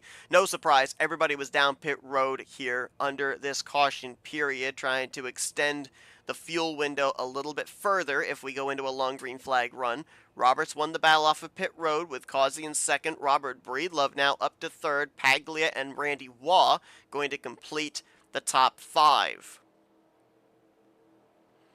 These with 20 drivers running. Those 20 drivers currently all in the lead lap. No need for lucky dogs here under this caution period.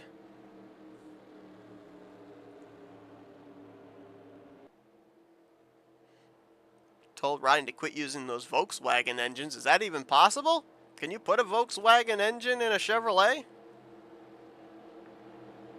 I mean, I guess you could put any kind of an engine in any kind of a car if you're able to find the parts to do so.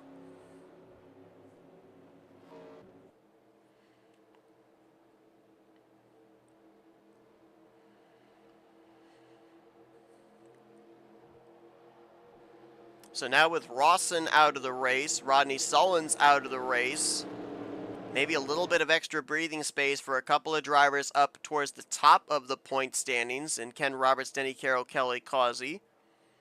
But they're not out of the woods yet. Lights are out, so we're doubled up. We're going to go back green this time. Lap 10 will go on the board. Lap 9 will be completed, so we'll be looking probably around, I'd say, lap 22. Somewhere between laps 20 to 22 for these drivers having to think about coming to pit road. Only had to make one green flag pit stop here tonight so far, back at Daytona. They all made it onto pit road safely. Did a great job in 2 different packs. Great formation in both of them. Very organized to be able to get onto pit lane safely. We'll see if they're going to have to make a green flag pit stop in this one. Looks like projected they're going to still have to come to pit road twice. This caution did not save them enough to be able to only make one pit stop to the conclusion.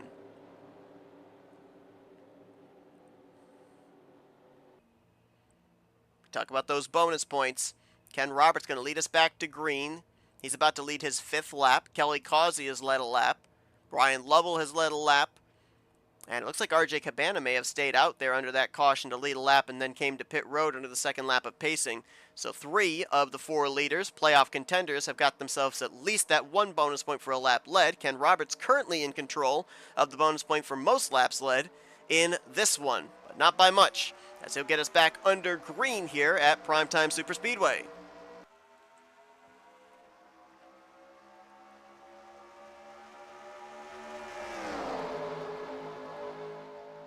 Rodney, I was going to say Schilling Motors, actually. But we haven't really seen them expire as of late.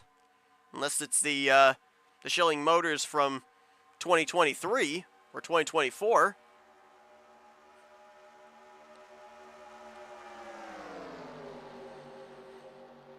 Both Ken Roberts and Robert Breedlove got themselves clear on that inside line. Move up to the middle groove. And now in this one, now you've got a benchmark. Now you know where you are in relation to the cut line. It was everybody equal footing, all tied at 1,000 points back in the first race at Daytona. So everybody wanted to get themselves in a good situation. Now you know what your gap is back to 8th in the standings. Ken said that still going to have the mentality of must win, but I think you also have to bring a little bit of big picture racing into the equation. And what I mean by big picture racing in regards to this race specifically, especially as we get into the latter portions, we draw closer to that checkered flag, is if you're running in 2nd, you're running in 3rd, you're running in 4th, yes, you want to win this race. Every driver does. When they strap in, they put that helmet visor down, they want to be the first one to the checkered flag. But this playoff system rewards consistency, and a 2nd or 3rd may be just what you need to be able to advance into the next round. If you try and make a gutsy move to pick up the 2nd if you're running 3rd, or the win if you're running in 2nd, and you have a mistake, you get involved in a wreck, and you drop back outside the top 10, top 15, guess what? You may have just wrecked yourself into an elimination spot. So We'll have to see how much these drivers, depending on their point situation, how much they kind of rein it in the closing stages and adhere to big picture racing rather than put themselves in a predicament trying to take the checkered flag. Top four have got themselves single filed out there. Back to Mark Paglia. Paglia 1 point below the cut line, which right now is Robert Breedlove 2 cars ahead. Graham McDonald is also below the cut line by 7. Trying to clear for the 5th position, and now John Godfrey and Randy Waugh going to go side by side for 6th. Saw RJ Cabana almost play spoiler against Ken Roberts in that first playoff race moments ago. Number of other drivers here tonight not battling for the championship that could look to do the same. John Godfrey being one of them. Garland Oaks as well. Keith Bynum.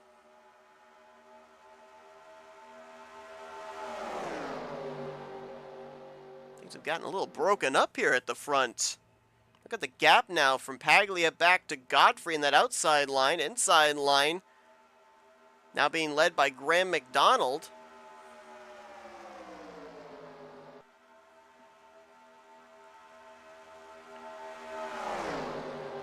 It's a driver way back there that has lost the draft. It might be the 33 of Tim Anderson. That is exactly who it is. I don't believe he was involved in the wreck, or at least not in a big way, but he has definitely lost touch with the lead group. Pat McCarskey still trying to stay in touch there. McCarskey, the only Plymouth in the field.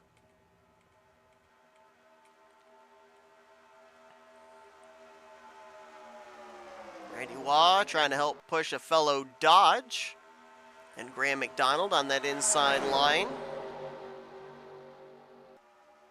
Making some progress right now. They've got Graham up alongside of Kelly Causey, but let's see if they give it back here on the straightaway.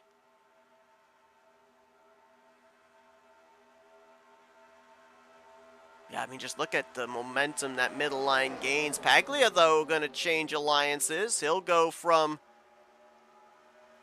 top to bottom. And just like that, the middle line is gone. Kelly Causey and John Godfrey looking around saying, where'd everybody go? They've all made their way down to the bottom of the racetrack. This could have been a twofold strategy.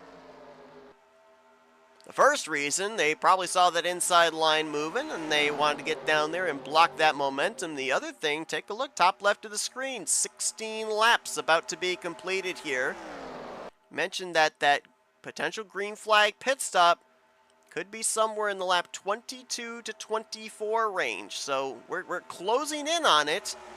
And you don't want to be trapped in that middle line with no access to pit lane. It is very difficult. It is very dangerous to try and pit off of 4 from the second lane, especially if there's drivers behind you that are planning on staying out.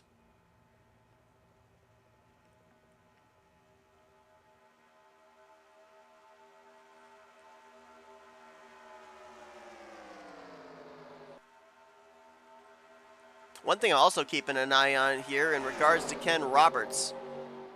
We've only had a handful of drivers lead, and most of them were leading laps under that caution period. Ken just led his 12th lap of this race. If Ken's able to lead 20 laps, if he's able to lead the next 8, he's iced everybody else from being able to snipe the most laps led bonus point. If he leads more than half of this race, there's no way anybody else is going to be able to lead more than him. As a matter of fact, hold on. We've had 16 laps completed, 5 drivers out in front. Actually, if Ken leads the next 6 laps, actually, I think he's got it iced.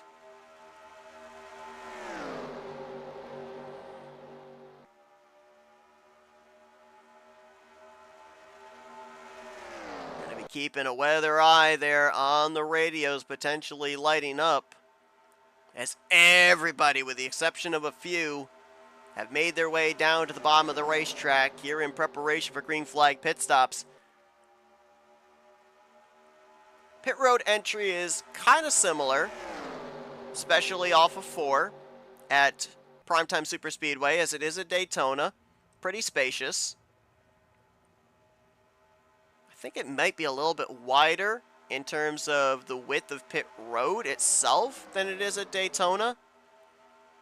And we saw some good organization in the pit parties back in the green flag pit stop in the first playoff race. We'll see if we're going to see the same thing here. They almost ended up having 2 rounds of green flag pit stops at Daytona, but we ended up having a caution come out literally right on the lap that a number of drivers were going to dive to pit road.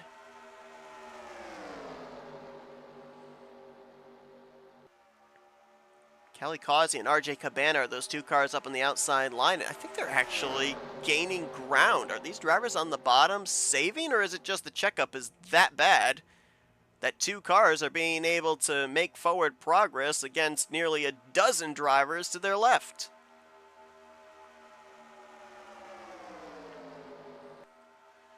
And are these drivers, did they save enough here that they feel they can stay out an extra lap and everybody else dives to pit road, or are they searching, are they begging for a space down in line?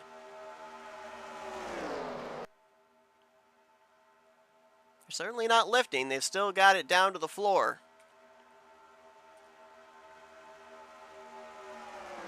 Tim Anderson's fallen a lap down now. I believe he just came to pit road. Returns to the racetrack in that 33 machine. So that could be the indicator that we're going to have drivers on pit road here very, very shortly.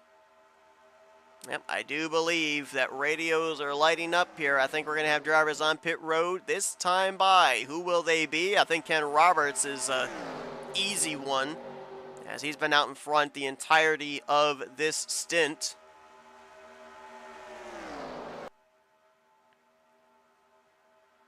Now, we had it split up. We had about half the field come to pit road 1 lap, the other half come to pit road the 2nd lap. Do we see the same thing here, or with everybody kind of on the same window in terms of fuel, do we see everyone come to pit road this time? Here we go. Can they make it safely?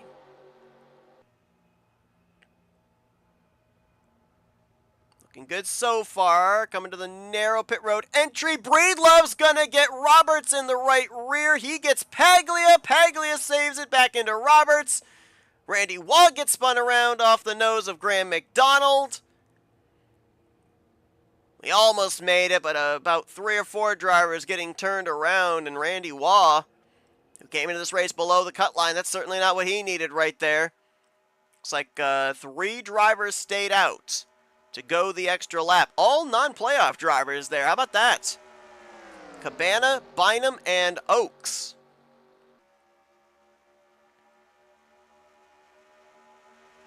What we just saw right there off the racing surface, so no caution going to come out to save them.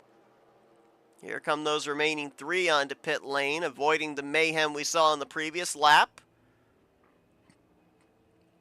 Plenty of space given. They'll get on safely. Now it's a matter of who comes off pit road first. Looks like a great pit stop for the 44 team and Brian Lovell.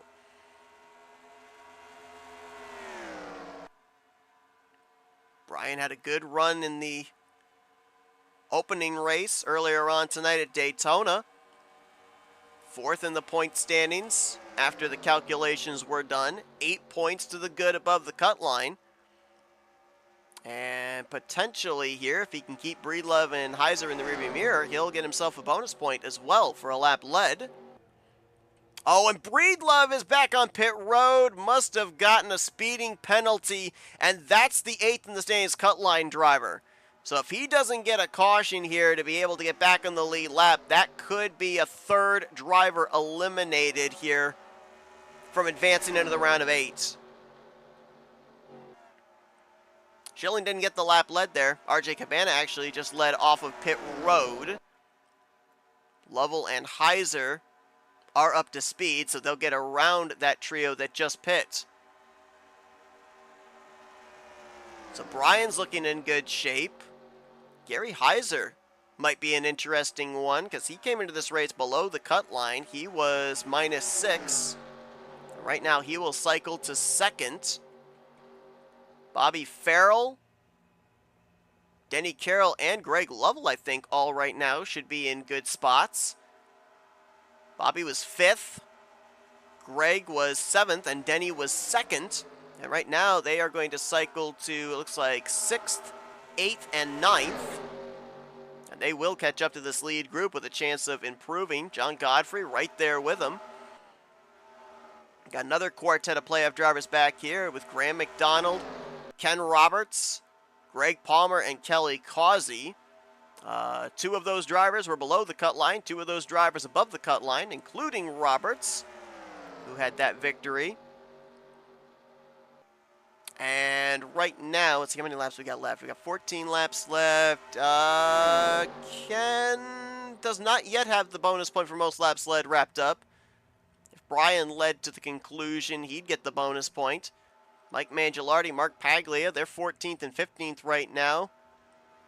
Nose to tail for those blue ovals. Pat McCarsky and Randy Waugh, who we saw get spun on pit road. They're right now 17th and 18th. They're praying for a caution. Same for Robert Breedlove, who had to do the pass-through.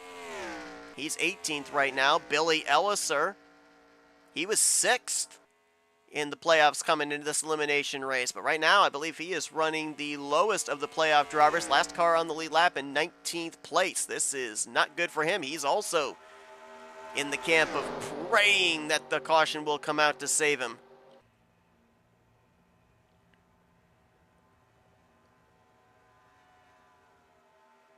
So right now, the drivers that look safe for the time being with where they're running. Ken Roberts, I think, still is high enough. He's 11th. I think he's still high enough that he would advance. Kelly Causey, 13th. It's close for him. I don't know. Denny Carroll looks safe. Bobby Farrell looks safe. Brian Lovell, Greg Lovell, they all look safe to advance right now if they finish where they're currently at.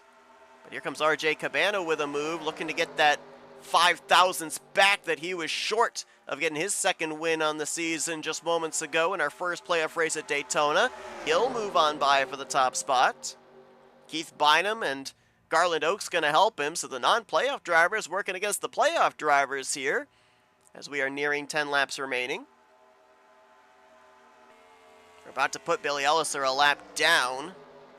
Right now, Tim Anderson's the only lap car.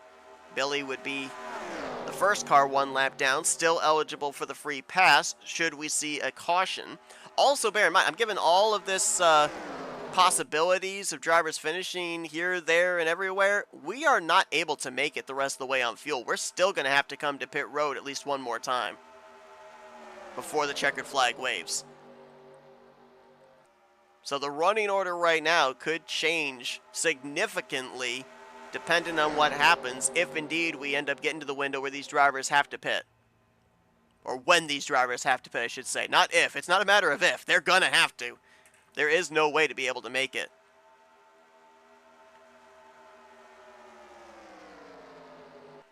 RJ Cabana taking the race lead there from Brian Lovell is the best thing that could happen to Ken Roberts, because that's another driver out in front. Right now, if we were to have one more lead change before the conclusion, that officially locks up the bonus point for most laps led for Ken Roberts. RJ Cabana would have to lead the entire rest of this race to be able to lead 16 laps over Ken Roberts' 15. So if Keith Bynum or Garland Oaks get by him, if we have another driver lead a lap, a different driver lead a lap during the final cycle green flag pit stops, Ken Roberts is going to get himself the bonus point for most laps led then. How about the balance of non-playoff drivers to playoff drivers in this lead group? You got 4 drivers up here that aren't battling for the championship. 3 of them are your top 3, with Cabana, Bynum, and Oaks, who we saw go the extra lap on fuel, and it worked out, obviously, in their favor. The other driver in this group that's not battling for a championship is John Godfrey. That bright yellow Schuler Systems Chevrolet. Right now being scored in the 7th spot as they'll make their way around Robert Breedlove, putting that playoff contender a lap down. So we've now got 2 playoff drivers minus 1 in Breedlove and Ellisor. Currently 18th and 19th. And Ellisor, being on the tail end of this draft, he was able to make his way by Breedlove to be the first car 1 lap down. Now granted, both of them currently would be in free pass positions. Breedlove would have to worry about the 33 of Tim Anderson. Something else I noticed, when we ended up having the field get spread out back at Daytona, we ended up having a group of drivers, which I think at the time was being led by Graham McDonald at that point as well. They did a great job. I think there were about 6 of them at the time in their group, and they were able to reel in the lead pack. You got a group of 4 right here that are all nose to tail. They're turning good lap times. They got good straight line speed, a very tight draft, but they're not making up nearly the amount of ground in this one that they were able to do back at Daytona. I'm looking at lap times right now between them and the drivers up in front of them, and they are running a few hundredths off of the lead group. About 4 to 5 hundredths off.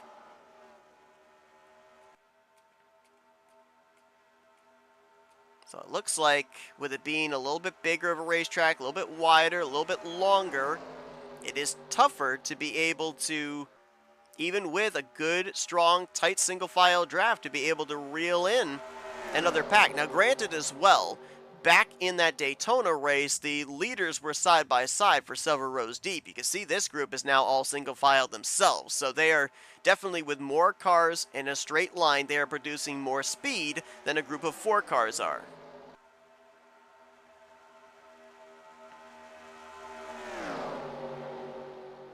I will admit, I lost track of how long they went before they pitted from going back green. We're at less than 10 to go. When is that final pit stop going to have to take place? It's probably going to have to be within 5 to go. It's going to be the money stop, especially if you're a playoff driver. Cabana, I thought for a moment he was going to move everyone down to the middle line. Instead, he goes... or down to the inside, I should say. Instead, he goes up to the middle line again. That was Gary Heiser back there coming to pit road. We saw him do this back at Daytona, where he pitted by himself early. Pitting from 6th. We'll see if that works out for him. Looked like maybe Robert Breedlove was dropping back there to try and help that group of 4. So maybe we are actually getting close to that final pit stop here. Heiser was minus 6 coming into this one. He's the one thing that's going to hurt him. Yes, he came down pit road and he's not going to have to deal with traffic control, but he is going to lose touch more than likely once everything cycles around with this lead pack that he was in, because he's going to be coming off pit road without any drafting help. Nobody from this lead group coming to pit road yet. Breedlove's dropped back even more. It looked like I thought he might be dropping back to maybe organize with this group of 4, but they must have carried too much speed past him. Either that, or there's no way he's saving fuel to try to get to the end without pitting. There's no plausible way for that to happen. I don't know, but right now, I'd be a little bit worried about Robert Breedlove's chances of moving on. I'm a little concerned about Gary Heiser's chances there with him coming to pit road. Randy Waugh had his issue on pit lane getting spun out. So right now I'm trying to see is here we got some drivers coming to pit road here. This is it. This is the money stop, and we got some playoff drivers here. Greg and Brian Lovell, Bobby Farrell, and Denny Carroll, along with non-playoff driver John Godfrey. They'll make it on safely. Kelly Causey locks them up, and he missed the cone. Palmer's going to hit the inside wall. Roberts and McDonald in this group, along with the lap car of Robert Breedlove. I don't know if Kelly, after getting that 3rd place in the first playoff race, I think he went to the right side of the commitment cone. That might be a 30-second penalty for an unsafe pit entry. Here comes Pagli and Mangialardi in. I'm trying to look right now off of everything that's taken place of any driver below the cut line that's made a clear case to maybe move up above 8th in the standings, and I'm not seeing it as of yet. Maybe that'll change once this pit stop is completed. Look at where these pit stops are taking place as well. When we cross the line here for RJ Cabana and company, we're going to be at 3 to go. And again, Cabana, Bynum, and Oaks all playing the same strategy, going that extra lap. It worked out in their favor for track position the first time. Let's see if it happens again this time. Randy won the 21 all by himself. Here's maybe the group we got to look at here in relation to the top 3 that have just hit pit road. Got 3 playoff spoilers right there. And all 3 of these drivers came in above the 8th in the standings cut line. So again, like I said, big picture race. I know they all want to win. But right now, I believe you got enough points to be able to make your way into the round of 8. You don't want to throw that away. Brian Lovell is looking for his first win on the season. Greg Lovell is looking to do the same. Denny Carroll is looking to now tie Ken Roberts, Rodney Sullins, and Graham McDonald for most wins on the season at 3. RJ Cabana got out way ahead of everybody else. He's going to be a sitting duck to the tandem of 4 behind him. He'll move up to the outside line, realizes that they're going to blow his doors off. John Godfrey going to pull in behind him, try and keep him in this lead draft. 2 laps to go. Brian Lovell looking for that first win of the season. So too is Greg Lovell. These guys have to be aware they're above the cut line. A first, second, and third for all 3 of them is going to advance them into the next round.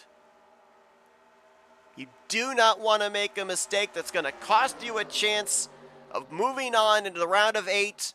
Take that one step closer to fighting for a championship. I believe we only had 2 cautions back in the first race. As long as I don't jinx it here through the tri-oval, looks like we're going to have only 1 caution here in the second race.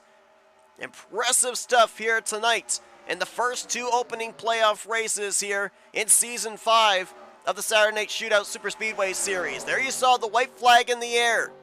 Cabana and Godfrey trying to do something as non-playoff drivers.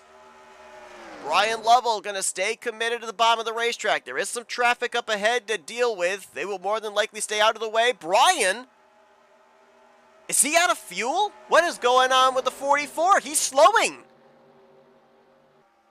I think he's out of fuel. I don't think they got the thing completely full. No, he picked the throttle back up again. I don't know what just happened to him. But Greg Lovell is going to move by with the help from Denny Carroll. Here comes Cabana trying to make a last-ditch effort. Oh, he's going to get a tow off those lap cars.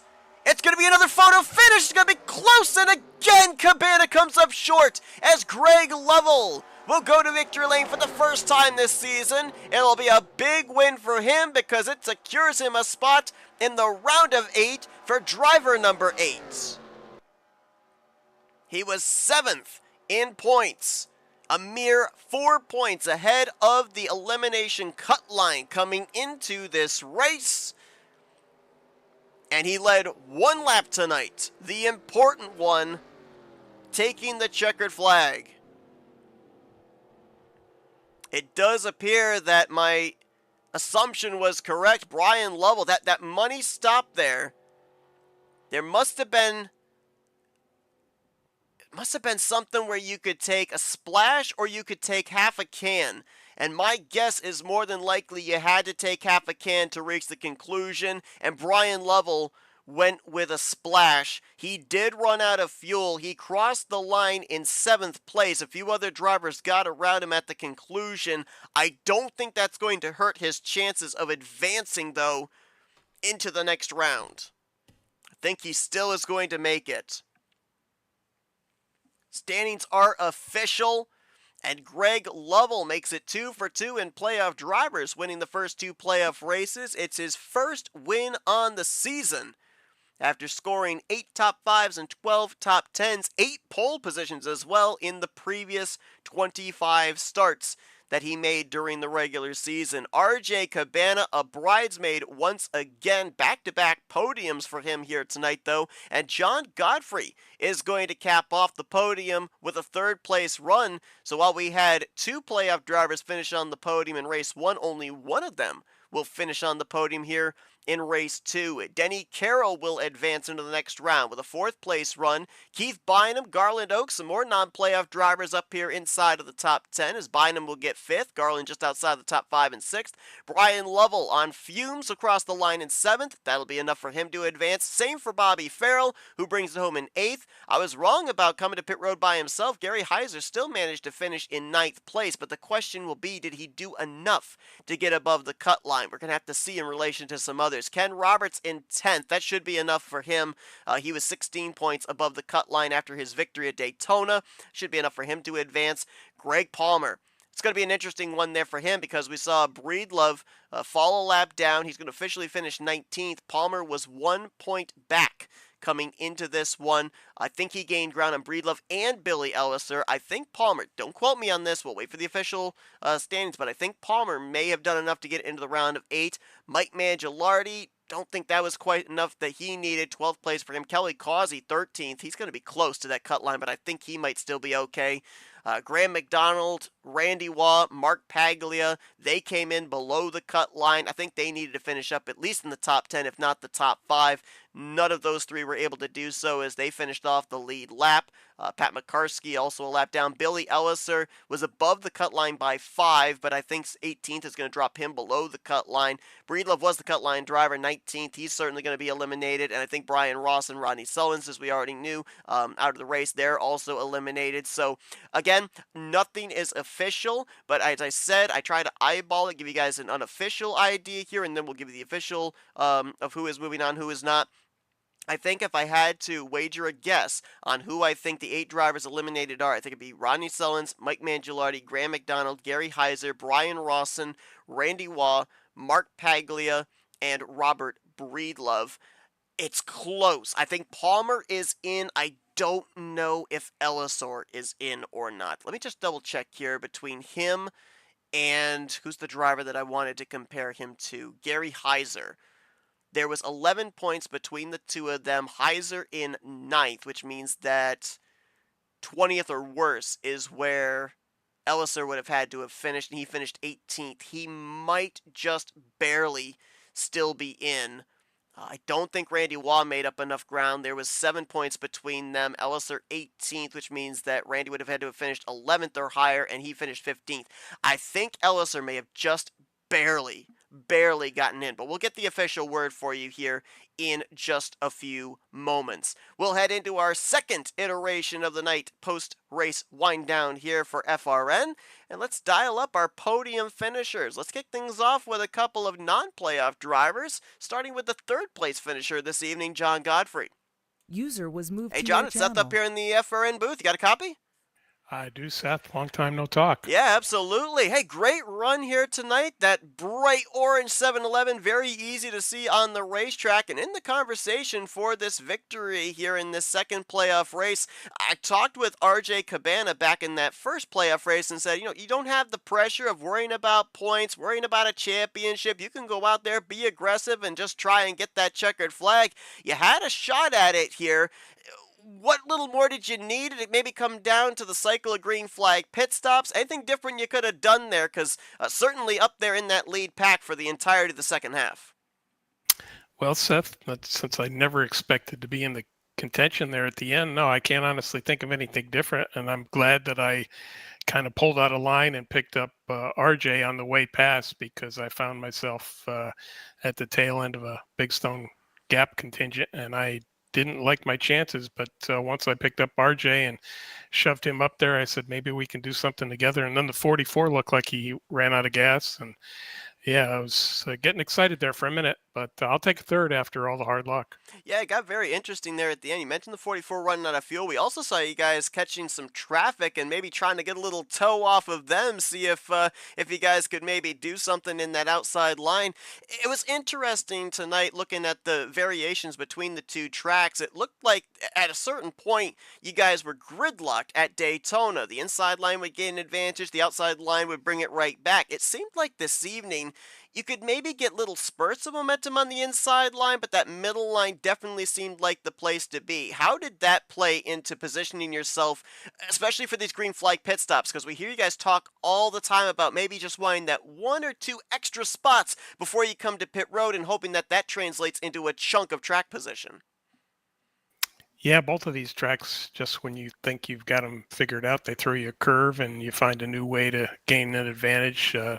Daytona is definitely a lot harder to advance yourself and improve your position, but I so enjoy the Primetime Speedway. It was a good race, and it's really exciting to be around at the end of one of these and actually in contention for the win.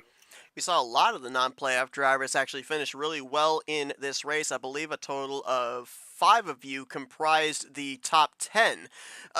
We call you guys X Factors in a way because you play a huge part into the fluctuation of the points, potentially who's going to be in, who's going to be out in these elimination races and everything. With that kind of, and I guess I could say responsibility, are there some wheeling and dealing that goes on with playoff drivers approaching you saying, hey, I really need some help here to be able to make my way into the next round. I'm at this point here. I need a top 5 or something. You work with me, I'll work with you. Do you get approached with those type of things, or do you have the freedom to be able to kind of work with whoever you want? Well, the way things shook out in that second race tonight, a lot of the top contenders got eliminated or fell on some hard luck and were farther back in the pack. So that kind of strategy really didn't play out. And shout out to Rodney Sullins, man. What a hard luck deal. Twice in the same night, blown engine, man, you just don't see that. I feel bad for him. Yeah, we talked about that. We've seen random blowups before. I don't think I've ever seen one driver have 2 random blowups in 2 succession races. That is definitely an unusual one, and yeah, some hard luck for him. But hey, great run for you here tonight, able to execute on pit road. That seemed to be just as much of a thing tonight that had to be done as the execution on the racetrack itself. You bring it home with a solid finish on the podium. We'll give you the opportunity here now, John, for some thank you, sponsors, and shoutouts. All right. Thank you, Seth and FRN, first of all, for what you do to promote our racing. I want to shout out to Schluter Systems for the support on this race. The guys at the shop gave me a real fast piece tonight, and we actually came out on the right end of pit strategy. So thank you. Definitely did. 3rd place performance here in the 2nd playoff race of the season. Congratulations on a great run here tonight at Primetime Super Speedway, and best of luck here in the remaining 4 races. Thank you, Seth. User was moved out of your Now channel. let's see if we can dial up for the 2nd time tonight. 2nd time tonight, runner-up finisher, RJ Cabana. User was moved to Hey, your RJ, it's channel. Seth up here in the FRM booth. Got another copy, my friend? Hey, you know what? What's going on, man? Oh, man, I'll tell you what. Oh, bridesmaid again, another runner-up finish. But hey, at super speedway races, there are a lot of drivers that would be more than willing to take that here. I mean, this one was an interesting one because you had the help from behind, but you almost had help out in front as well. I noticed that you moved up to that upper groove, almost were in line with a couple of the machines that were on the tail end of the lead lap, and almost got the toe you needed there through the tri-oval to be able to snipe this thing. You and John Godfrey were the last 2 cars in line there behind 3 playoff contenders. How difficult was it to generate a run and keep that run going to get yourself at least up there, even into the conversation? Yeah, it was really hard. I knew that they were going to stay in line and not try to let us advance, and I'm not sure if John Godfrey was in the playoffs or not. So I'm like, he let off a little bit, gave me a bump coming out of pits, and I feel like, that was probably his best chance to try to advance, just get on my tail. And, I see him nosing out, and I'm like, all right, he wants to go, like, we'll try it, we'll get on the outside and see what we can do. So I get a couple good generated runs, and we get on the outside, and I got up to Denny there, and then as I was pulling up, got to Greg, and then I saw the 44 Brian. I think he had low fuel pressure, so he just pulled off. So then that really gave us a dogfight. Once it became just the two of us, 2-on-2 basically, yeah, and I saw those lap cars out in front, try to use them as a tow, just to try to generate some energy for us. We talked about the difference of these racetracks. Obviously, the track length is different, maybe a little bit more space for you drivers to be able to work with. We also saw a little bit difference in what the abilities were in being able to form different lines, where the momentum was going to be, how many cars you basically needed to be able to have an inside line or a third line. Looked like that middle line was pretty dominant here. One thing that we didn't see a difference in was pretty much your strategy from one race to the next. You qualified towards the back at Daytona, worked your way up to the front second half of the race. Here tonight at Primetime Super Speedway, you didn't put down a lap time. You started at the very tail end of the field, and we saw you up at the front here late. What were some similarities or differences in your method of working to the front between Daytona here, Primetime Super Speedway, that you had to kind of apply, or was it almost the same type of game plan and it seemed to work out with the same result? It was about the same game plan, just fuel strategy. I tried to go a lot more than most of the leaders, the rest of the field. I pitted late at the Daytona race prior, so I had another lap of fuel, so I was able to really get a good clean in to pit road and a clean out. And it was basically the same thing with prime time here on this track. I was able to come in, top off on that last yellow, have a little more fuel. I was, able to save a little bit running in the back of the pack. And then, as they were all pitting, it was just the three of us going in. So I had a clean pit road in, clean pit road out. And, yeah, I think that was the big difference maker, to be honest, to try to just get that track position and stay on pit road as little as possible. Well, a solid night for you. Back-to-back runner-up finishes here at two very difficult, two very different racetracks. You talked about the execution on pit road. That definitely was there. The ability to work your way up through the field, be there late, that was definitely there. Put together a really solid night at two different venues. RJ, we'll turn it over to you another time here for some more thank you sponsors and shoutouts. Cool. Thanks for Primetime Racing to put this event on, and Flatout Racing Network for broadcasting and what you guys do, Seth, here. Appreciate it. And also, shout out to John for giving me the push there. Shout out again to my sister-in-law, Holly. Thanks for watching, Holly. She likes watching these, supports it. Appreciate it out there in California. And my sons, Jack, Luke, and West, and my wife, Crystal. Appreciate it, guys, and have a great night. Back-to-back runner-up finishes here to kick off the playoffs on this Saturday evening. RJ Cabana, solid night here in the Primetime Racing League. Congratulations on the great performance, and best of luck here these final four races of Season 5. Thanks, Seth. Appreciate it. Let's go down to victory lane, dial up another playoff driver who we can confirm is moving on to the round of 8. Let's dial up driver number 8. User was moved to hey, your Greg, channel. It's Seth up here in the FRN booth. You got a copy? Yeah, buddy. What's up, Seth? Hey, first win of the season, and what a time to do it here. Right in the middle of the playoffs, an elimination race. You came into this race just barely above the cut line. Get yourself a little bit of added insurance there with picking up this checkered flag, but man, it came down to a very interesting close there where you guys, I'm assuming, had to make a choice between a splash and a half can for that final pit stop. We had to make a choice between a can and a half a can. Oh. Yeah, so my fuel was switching right in the middle of the back stretch. So on a half a can on times 3 pit stops, you can get 3.5 laps on a half a can. And I just kept saving gas, man, lap after lap after lap. And me and Denny and Brian, we all decided we was just going to take half a can, and whatever happened happened.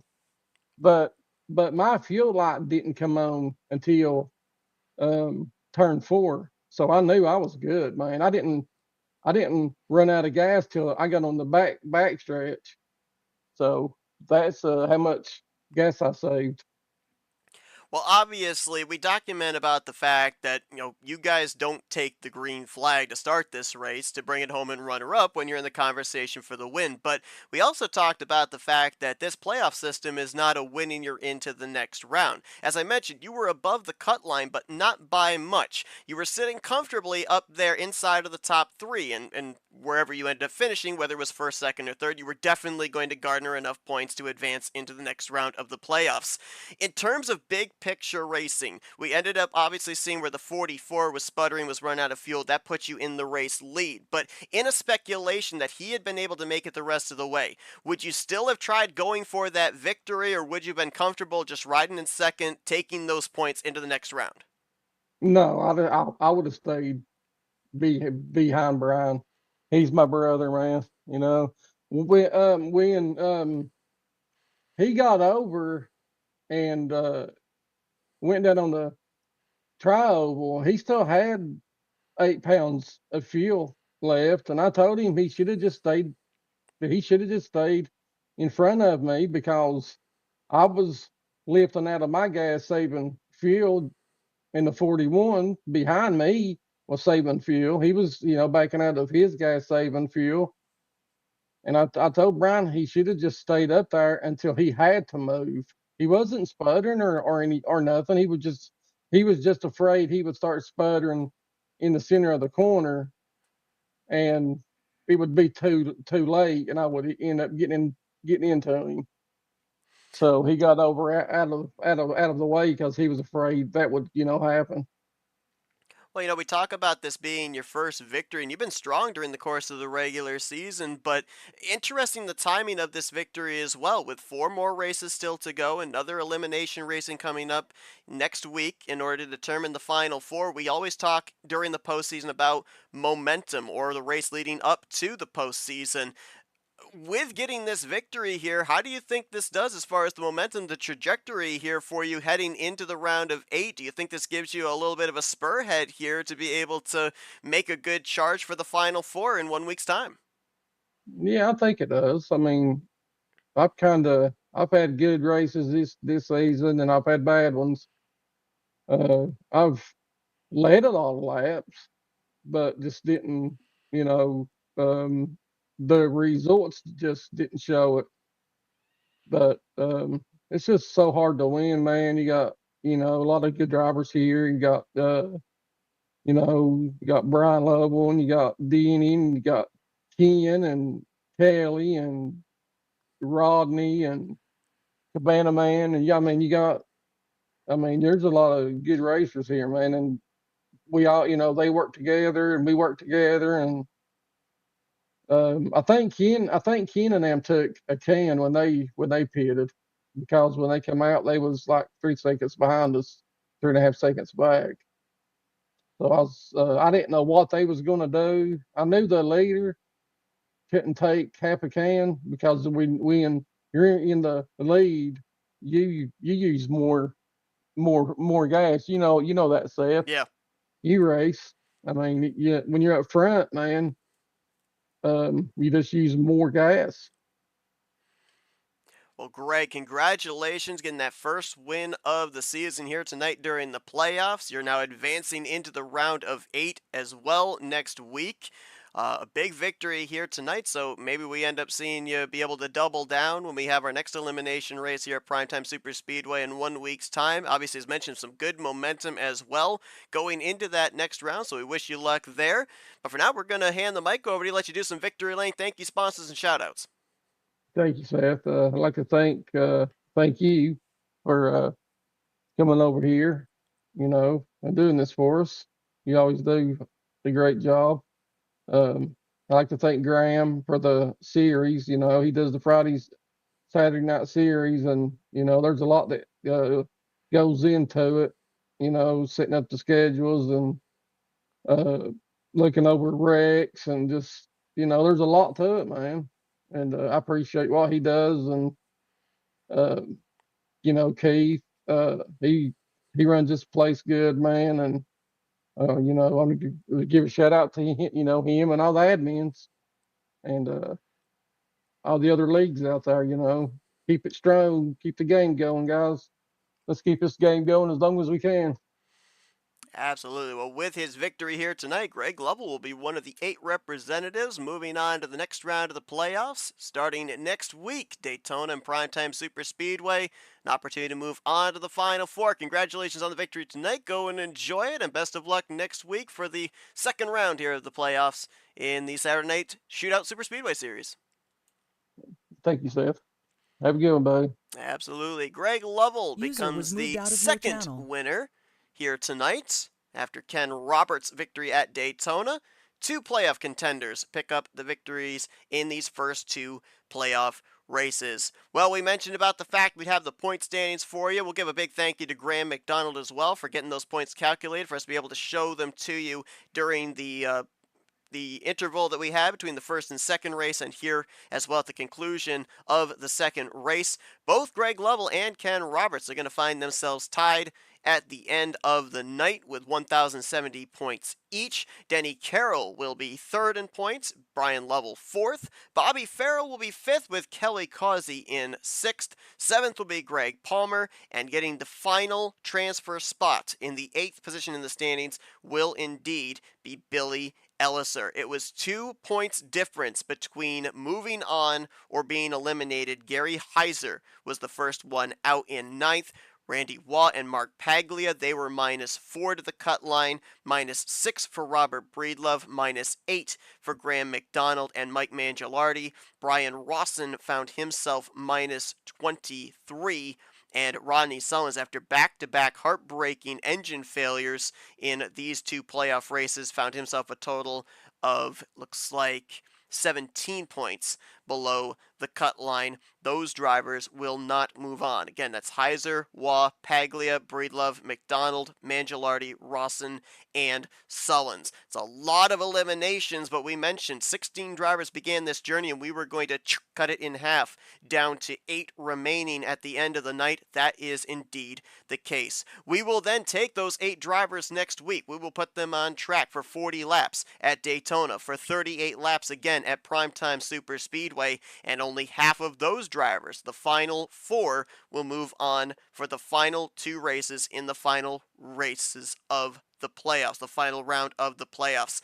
We will have coverage for you on that next Saturday night. Green flag scheduled to fly at 9 p.m. Eastern Standard Time. Be sure to join us. That will be capping off what's going to be coming up, a big, exciting race weekend, or race week, I should say, here at the Flatout Racing Network. We kick things off on Monday night, as we will determine our final 4, at least 3 more drivers to join Brian Schilling in the Rolling Thunder Gaming Bare Bones Racing Series, as we will go road course racing at Watkins Glen. Monday night, 9 p.m. Eastern Standard Time for that. Wednesday night, we're on the iRacing side, as we are at the regular season finale under the lights at the World Center of Racing, Daytona International Speedway. We will determine the 16 drivers that will battle for the championship in the Esports Oval League Grind Cup Series. Thursday night, we continue the playoffs, as we are now heading into our final round. Our final 4 have been determined. It is the first of 2 races in the final round for season 65 of the Rolling Thunder Gaming Talladega Challenge Series, 9 p.m. Eastern Standard Time for that one. And then, as mentioned, we're back here Saturday night